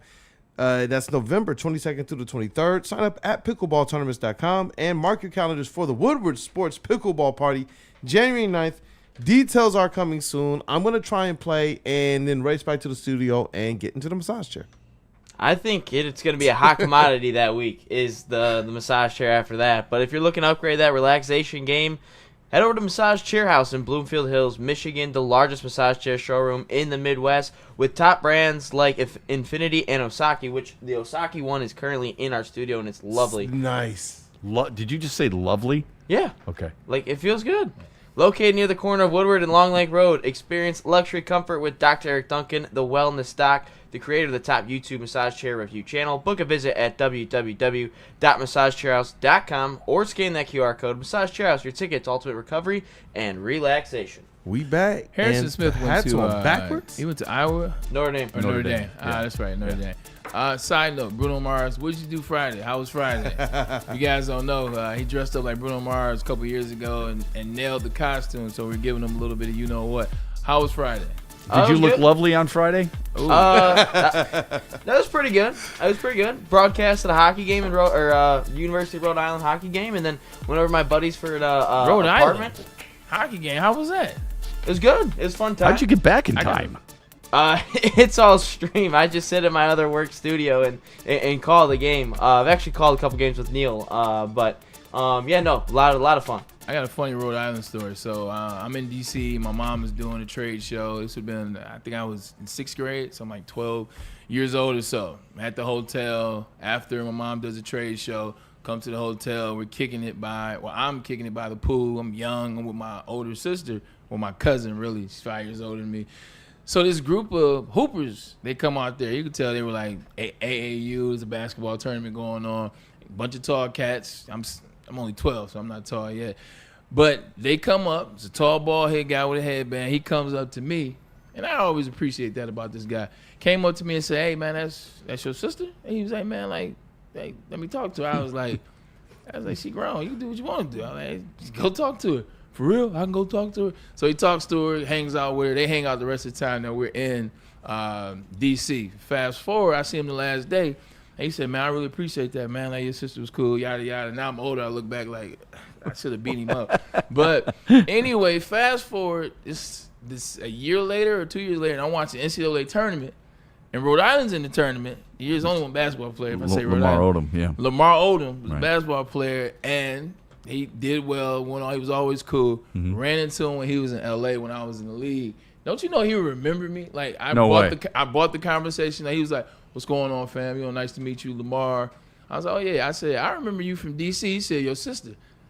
I said, "You remember?" I said, "It was years ago." But Lamar, a good dude, man. Don't believe what they say about him. So Now you may believe he somebody. was the guy with your sister. Is what you're He saying? was. Oh wow, that's wild. Wild is probably an accurate assessment. That is really good. Once again, she wasn't blood related, so I don't mind telling that story. She's blood related. I still be looking for Lamar. That's Still funny. be looking for him. Yeah. Let me ask you this: was Karan Butler? Washington Wizards. Yeah. Hey, shout out Pistons legend, Karan Butler. I wouldn't go so far as to say a legend. I think he's from the state, but I don't think he went to the school. Karan's from LA. Okay. Yeah, So Karan's from LA. he didn't play at Rhode Island. Where did he play? Was he at UConn? Was Karan Butler a UConn guy? He was. Okay. Karan He was- Butler's definitely okay. UConn. I thought he played at URI. Okay. Fair enough. Thank you. For a moment. So he's from Wisconsin. Is? Yeah. I thought he was always an LA guy. He wrote that book. You're right. He lives in LA. He wrote the book. Okay. Got you. Indulge me for just a minute because today, the Contemporary Baseball Committee announced its Hall of Fame player ballot. Gary Sheffield, Barry Bonds, Roger Clemens, Carlos Delgado, Jeff Kent, Don Mattingly, Dale Murphy, Fernando Valenzuela. Not that they're not worthy, but you notice there's one specific name omitted, two as far as I'm concerned, that should be in that conversation. Both should already be in there. And some of those players I think should be in there too. Murphy and Mattingly should definitely be in there, Clemens and Bonds. But I understand Who why. doesn't like Mattingly? Who doesn't like what? Who doesn't like Don Mattingly? I know. I mean, it's crazy. Over 300 lifetime hitter, and people always say, you hit 330. You're 1 for 3, and you're going to be a Hall of Famer. And I always say, no, you're not. No, you're not. I mean, look at Don Mattingly. Don Mattingly was a hell of a player for a long time. It's part of the reason why I wanted Toronto to win, because Don Mattingly had never been there, and he's a guy who. The Yankee teams he played on didn't get there and win it all. Yeah. Okay, so that's the whole thing with him, and I think he's great. But here's a guy, he's a 307 lifetime hitter. But this wasn't about Don Mattingly as much as it was about Lou Whitaker. Lou Whitaker was not part of it. Kurt Schilling's not part of it. A good friend of mine texted me earlier today in the media, in the baseball media, and said, Shep, I just don't get it. And I don't need to go through his resume, but I will. He's American League Rookie of the Year, 3-time Gold Glover, 4-time Silver Slugger, 5-time All-Star. His WAR, wins above replacement, and before you scrunch your nose at it and roll your eyes and shake your head, that's what a lot of baseball is today. It's wins above replacement, all right? And he ranks 78th all-time, 49th among all-time position players. So he's higher than Roberto Alomar. He's higher than Craig Biggio. He's higher than Ryan Sandberg. He's higher than Nellie Fox. Okay? And again, they're higher than him in some other categories. I'm just giving you that. Among those who have played at least 75% of their games at second base, he ranks 4th all-time in wins above replacement. He played 19 years. This is not a small sample size. He played almost 2,400 games. He played over 2,300 at second base, 4th most in history. He played over 1,900 with Alan Trammell by his side, and they turned more double plays than anybody else. The crime has been that 2.9% in 2001 is all he garnered, 2.9%. In other words, he couldn't get on the ballot the second time because you have to have at least 5%. He was ranked by Bill James, who does all the numbers that we love now, as the 13th best second baseman of all time. Top 12 at his position in homers, runs scored. I mentioned, the playoff numbers, not great. I get it. He was only in 2 postseasons, but guess what? That's really misleading because today, look at how many postseason games you can play compared to then.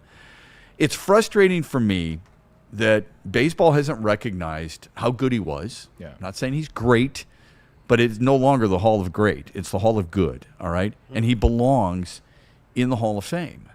not just because he's a Tiger, but because of how good he is in so many different categories among second basemen. And people haven't recognized it. They didn't recognize it as writers. And it bothers me that the 16 members of this committee haven't recognized it either. So. Take out your biasness for loving him, loving the Tigers, and just having watched, like each play, having watched each game, etc. If you just looked at it, 19 season, 5 All-Stars, 3 Silver Sluggers, 3 Golden Gloves, and 1 World Series title, and 2 postseason appearances in 19 years. Is that enough to be in the Hall? Was he, in those 19 years, was he the best player at his position? For a certain period of time, he was. Okay. I would say over a 7-year stretch. Okay. That's a good stretch of time. Yeah. So, and let's face it, I mean, longevity sometimes, especially in today's day and age when we're bitching and moaning about players not starting and sitting down and getting load management, whatever sport it may be, this guy answered the bell anytime he was healthy. So I think there is something different there. You're right. If you put your bias aside, if you gave me those numbers, would you think about it with somebody else? If you measure it against other second basemen in the Hall of Fame and you see where he ranks, top 5 in certain categories, top 6 in others, you're damn right I would. Okay. So was he the best of his era? No. Ryne Sandberg was better, all right, offensively. Defensively, Sandberg had more gold gloves. He was still great. Yeah. My frustration is... I know whose fault it is. Yeah. I had a conversation with a deep baseball-loving writer who has a Hall of Fame vote years ago. And his response, when I asked him about Lou Whitaker, his response was, we just didn't see him enough. My response to him immediately, not to be a smartass, but whose fault is that? Why are you blaming him? Shame on you for blaming him. How about blaming you guys for not taking the time to recognize it? Yeah. It's not like the Tigers sucked anyway. Early on in his career. Anyway, thanks for indulging me on that. I appreciate it. Hey, Tigers, it sounds like it's up to you, man. That's the other thing. Yeah. You know, somebody's got to give a shit. Excuse me. Somebody's got to care. Okay, so teams have to care. Yeah. And if you care about your alumni, I'll no offense to your school, I'll use your school too. If you believe that these things are important, you're going to celebrate this stuff. Yeah. Oh, he's in the College Football Hall of Fame. Oh, he's in the Baseball Hall of Fame. Help him get there. If you think he's worthy, and he is worthy, and this guy's worthy, care a little bit. How much does it take for an athletic director, a general manager, a president of baseball operations, an owner to make a phone call and say, I want to know why? That's all. It's okay to ask that question. If I'm going to ask it as a member of the media, why can't an athletic director? I want to know why. Why what? Why isn't Braylon in the College Football Hall of Fame? Let me give you the reason why I think he should. Let me tell you why it's important to Michigan. Boom. Go. Okay? Let me ask you why you shouldn't do it as a member of the Detroit Tigers. And I swear, before you say, well, we don't self-promote. Bull crap. You self-promote every freaking weekend you self-promote. Every game you self-promote. Stop. Don't act like I'm stupid here, all right? Everybody self-promotes. Every person on television, every person on radio, every team does it, every player does it. They self-promote on a regular basis. There's nothing wrong with sticking up for your guys who've worn your uniform and represented your school or your team the right way. Make a phone call and push for it. Please. They're deserving. Shep, I digress. How dare you say everyone self-promotes? I do not come up here and tell you to watch the show every Friday. I couldn't even keep my Yeah. It's just it's bothersome to me. Look, this is a day and age where it's all about look at the name on the back, me, all this other stuff. Yeah. That dude never did it. He never did it. And you know what? What's it gotten him? Squeaky wheel does. They say the squeaky wheel gets the oil, and sometimes that's just not who people are. And sometimes you shouldn't have to be the squeaky wheel. Right. You take the high road like he has taken the high road. I'm not saying he's perfect. Just saying if you've taken the high road like he has, it doesn't work, and it hasn't worked for the Tigers either, and it hasn't worked for Michigan with you. And I don't say that because you're sitting here. I've gone on this rant before, all right, and other people have too at this network. So good for them. Go ahead. I would just urge the Tigers to pay attention to what the Detroit Lions looked like before with the Calvin and Barry situation. Just kind of look how that thing played out. And I know they're Hall of Famers, but look at the relationship. Look at the energy. Look at the relationship and the energy that you now have when Calvin comes to the games. When you see Barry on the field, when you see these things, they represent your brand. Like when you think of the Detroit Lions, first thing you think about is Barry Sanders. I Right. don't care, or Calvin. Right. Either or, I'm Mhm. fine with. It's the first person you think about. They had to write these relationships, and they're still in the fact of fixing one of them, but they're there. Yeah. It's a part of who they are. It's the same thing with Lou Whitaker, Sweet Lou. Like you want this man to be part of the organization. Fix the relationship. Dude, great teams, great organizations, not teams. Great organizations have that relationship. Yeah. Earlier this year, first game of the year, Tigers are playing in L.A. Kirk Gibson comes out in his 23 uniform and, quote-unquote, meets Freddie Freeman. It was staged. It was kind of laughable, quite honestly. Kirk, Gibby, come meet Freddie. Oh, okay, like they've never met before. But anyway, he threw out the first pitch. Tiger fans were upset. I'm like, you know what? Ask the Tigers to throw him out the first pitch. Instead, you get a comedian. Have one of your greats do it. Honor one of your greats every once in a while, besides Willie Horton. Honor them like they do in Boston. Michigan should do the same damn thing. Why is it so hard to say, you know what? You're a great player for us. You've represented the school well. You've helped us raise money. You helped put fannies in the seats. How about this? You come out and we want to make it, this game is dedicated to you. Yeah. There's nothing wrong with that, man. Okay? It's beyond frustrating for me. All right. Any more super chats that we got to get to before we hit a break and come back with a mailbag? We have a lot of super chats. Fire I'm away. wondering if the super chats, we should prioritize those during the mailbag because it's probably got like 7 of them. That's fine. Okay. Yeah. You want to take a break now? Let's do It's that. okay to just do this on the fly. You know what? We're audibling right here. This is what we're doing. Braylon split wide right. I'm audibling right now. Okay. I am going to be Jared Goff for a moment, and I'm going to Which Jared Goff? Yesterday or yeah, hopefully a better version. And I'm just going to say, here's what we're going to do. We're going to do this on the fly. We're going to go to Black Rock. That's got really good steaks, really good shrimp, really good lobster, really good food. I'm really, really hungry. Yeah, we just and got another Lady super Jane's, chat. Yeah, Yep. okay. We'll do that. We'll be back after this. Look, man, my apologies that the Detroit Lions didn't win, so you can't enjoy the free apps at Black Rock. But guess what? There's always next week in the Commanders. They look like they will serve you up a free appetizer. Black Rock, man, it is the spot that sizzles, and they have a couple items right now that are still here. They're still holding on. The steak and lobster, $19.99, still holding on. Check it out. Cooked to perfection. Your specifications, 755-degree volcanic rock. You know what time it is. Also, come get some. You know what it is. 20-ounce hand-cut New York strip. Braylon's Beast. Braylon's beef so you can feast like a beast. I gotta work with that read again. $14.99 fish and chips all day, every day. And the menu is extensive. Once again, Shep talks about it all the time, but he is not blowing smoke. This menu has all the things, whether it's chicken, whatever type of protein it is for you, they have it. And they also have the broccolini, Shep, so don't forget about that. Don't forget, Lions win, you win. Keep us healthy, bro. Lions win, you go get yourself a free app, man. Dude, they've got 7 locations, just so people know. They do. Heartland, Novi, Canton, Ann Arbor, Utica, Davis, and Portage. Good That's spread 7 out, too. Oh, They're- I'm telling you, you cannot go wrong. There's no question about that. Can't go wrong if you come into Lady Jane's either. Like, Braylon always talks about clean spaces. Black Rock's really clean. Planet Fitness really clean. I don't. There's nothing that can be cleaner than Lady Jane's. Their floor is spotless, and there's a lot of hair on it usually, but they sweep it up right away. It's clean. It's organized. They're really good people. I mean, really nice people. You want to enjoy anything you're doing. You're going out for customer service. We used to say customer service isn't what it used to be. It is at Lady Jane's. That's why they're wicked awesome. Planet Fitness now has even more best-in-class strength equipment. Join today for $1 down and save. We're stepping it up. We're not slowing down. Finding new face. New focus. Love that new equipment smell. So, you in? Join the club today. Save when you join for just $1 down, $15 a month. Planet Fitness. We're all strong on this planet.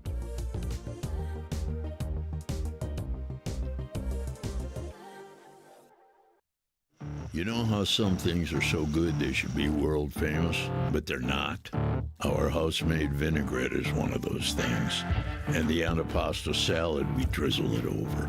Same with our hand-battered chicken tenders. Original recipe soups and pasta sauces. It's almost as if our original, world-famous Detroit-style pizza is mocking them. And that's not very nice.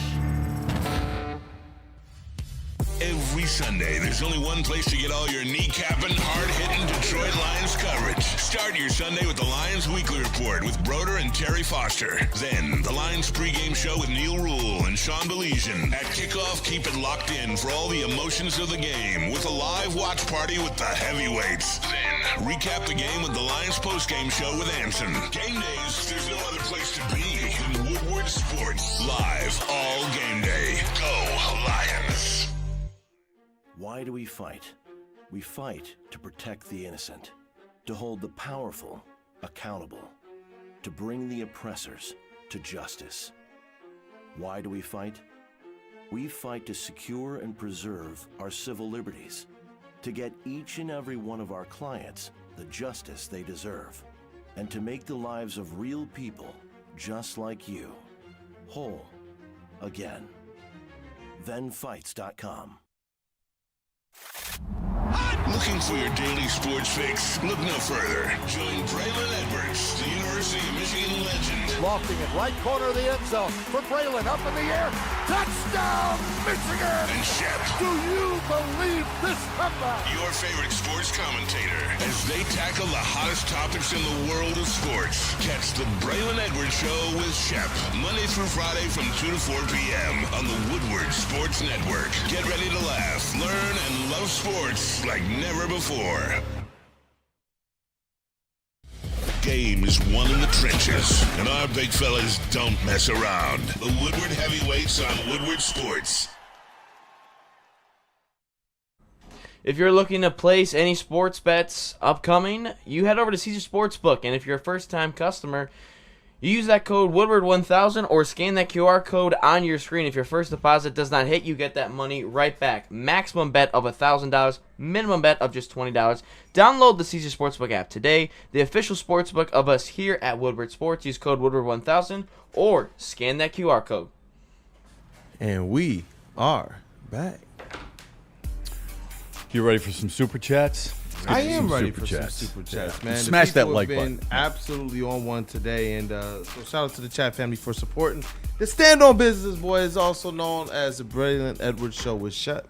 But I do got to read this one from Mike G. He says Braylon's beef cooked Sparty in 2004. Appreciate that 100%. You know what time it is. Hey, you but know what time it is.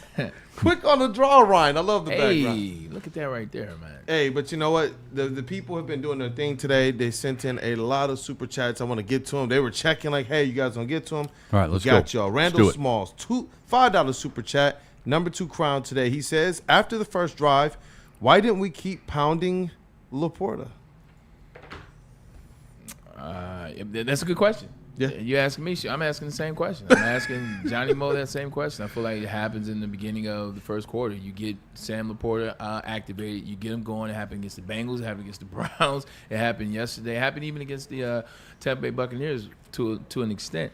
And then you go away. Like sometimes what coordinators do is they get guys hot early, get guys involved, and show the defensive coordinator, hey, look, watch this over here. This is what we're doing over here. Check that guy, and then they try to spin off of it. So I don't know what's happening in this spin-off phase. You know, once they get Sam Laporta going for 4 catches, or once they get J-Mo going for 2 catches early on, I don't know what happens from then to the stagnicity that is the You know what? remaining 3 quarters. Let me add Randall Small's other super chat into that as well. Just so we can consolidate. His other $5 one says the offense looks so lost after the first drive. Yeah. Is it the OC or is it Dan not having them ready?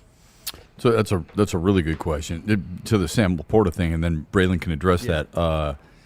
He had 3 catches, 3 targets, 3 catches on that first drive. He finished with 6 catches and 8 targets. Yeah. So it begs to wonder a little bit. So what do you think it was? Do you think it was the OC, Dan Campbell, a combination of both? I just don't think they got any rhythm. I think they got any rhythm. They got down, and they got down in the situation. I think they just sometimes you have those games where you just cannot seem to pull it together. The Lions don't need to have another one. Yeah, let me see here. This is one guy. I told him we would make sure we get to the chat. I see you. Brendan Armstrong, 143. Want to make sure I said the entire thing. $2 super chat. He says, what about center? Graham said he is better at guard. And that came from earlier in the conversation when you guys were cooking up with the offensive line conversation.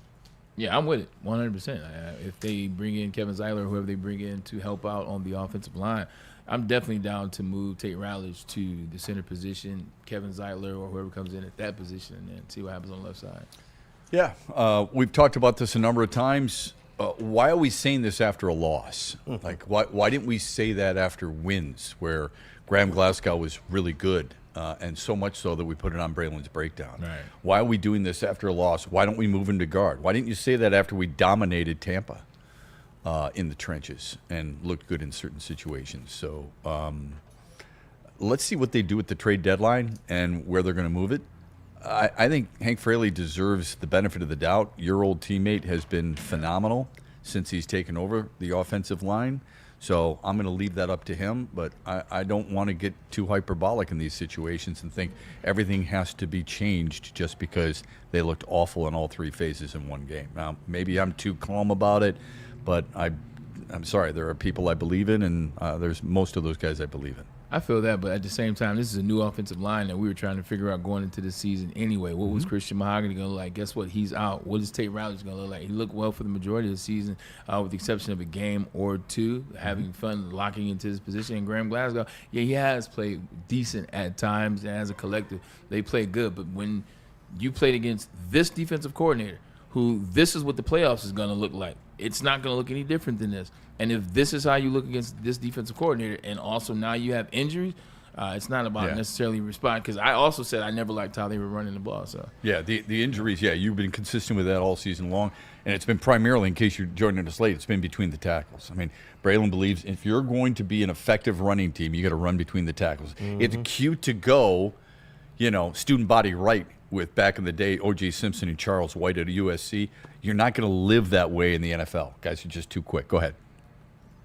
Yeah, talking about that trade deadline, it brings us to our next super chat here, and it's an interesting one. Everybody right now, after the Bengals lost to the Bears, word on the street is that then they might consider moving Trey Hendrickson. Jeremy Kruger asked with the $5 super chat, who as a late first rounder would be a better player than Trey Hendrickson? How much would Trey increase our Super Bowl chances today if we got him? We want a ring. Your chances would greatly improve, but you would need, you still have to. That doesn't address your offensive line. I just don't think if Cincinnati's asking, and this is the latest word from NFL insiders, if Cincinnati's still asking for a first-round pick, I don't think you do that. Not for a rental. Sorry. Look, Brad Holmes has done this before with the Rams, but he did it for guys who had another year left on their deal. If you're willing to give up a first-round pick for Trey Hendrickson for 9 games, then you're more confident that he's the difference than I am. That's all. Yeah, and the individual earlier who sent in the post about Brad Holmes effectively not being a great GM, but being a good scout, he responded to something you all were saying. He said that you're proving my point. It's a $4.99 super chat. He said he's helped build a winner. Now he's got to get us over the hump. Yep. All I'm saying is the Eagles are winning Super Bowls. Yes. I don't disagree with any of that. Yeah. That Brad Holmes has got to get them over the finish line. That doesn't mean that he's a bad GM because he hasn't done it yet, though. That's my point. Yeah, and I see Michael Wary. Shout out to Michael Wary, one of our vets in the chat. Thank you always for your service, brother. Michael Wary, 994, $2 super chat says, Brad is building for the long term, not just for one Super Bowl. Yeah, I know. Well, you got to get to the first Super Bowl. That's first and foremost. Yeah. And I know that's the convenient discussion. That's the common theme in this state, okay? In this city. The common theme is they're building long term. Pistons, they've talked about it. Eisman and the Wings have talked about it. Scott Harris and the Tigers have talked about it. It's hard to sell a fan base on that if you haven't gotten to the first one. Okay? Yeah, that's fair. It's his bars. Straight up. Straight up, man. Yeah. Hey, shout out to Terrell in the chat with the $2 super chat. He says, shout out, Michael. Snead traded first to win a chip. So I guess he was replying to Michael Wary with his own super chat. All right. Oh, yeah. We got, as we get down here, we got a couple more that just came in. Casey Buckner with the $5 super chat says, what do you think about the Monty and Gibbs personnel sets? They seem like uninspired college play designs, and I can't remember any plus yards from either of them. Bray, did you notice anything like that? That's it, yeah. Yeah, he was saying what did we think about the, David Montgomery, Jahmyr Gibbs personnel sets? He said that they seem like uninspired college play designs, and he can't remember any plus yards from any of them yesterday. Yeah, just look at the end of that game. I mean, look at the score of that game. Look at what the rushing yards were. Look at the influence, or look at the lack of, of output from either one of them. There wasn't anything. No innovation. There was no rhythm. There was no inspiration. It was lazy, to be honest. That's what it felt like. That's what it felt like. Longest run they had was 11 yards yesterday. That's it. And by the way, he fumbled on that play. It felt like, here's the Vikings. We'll figure this game out. We should be good enough to beat them. Let's dial in. It's exactly how I felt. That's what it felt watching. Like. The other thing that I've noticed is they said they were going to flex Jahmyr Gibbs a lot more. Maybe that's changed a little bit because of the receivers. I didn't see that at all yesterday, and that was a little frustrating. All right, one more super chat before we're out of here. Oh yeah, we got 3 more. I'll get through these because the people they've just been sending them in. But Randall Smalls, $2 super chat. He said Pete Rose too when you guys were talking about the people that you want to see in. Let me see here. Troy Colt, $4.99 super chat says Brady called the Dallas game last year. And Hutch broke his leg. He called the game yesterday. Mahogany broke a bone in his legs. He is a jinx.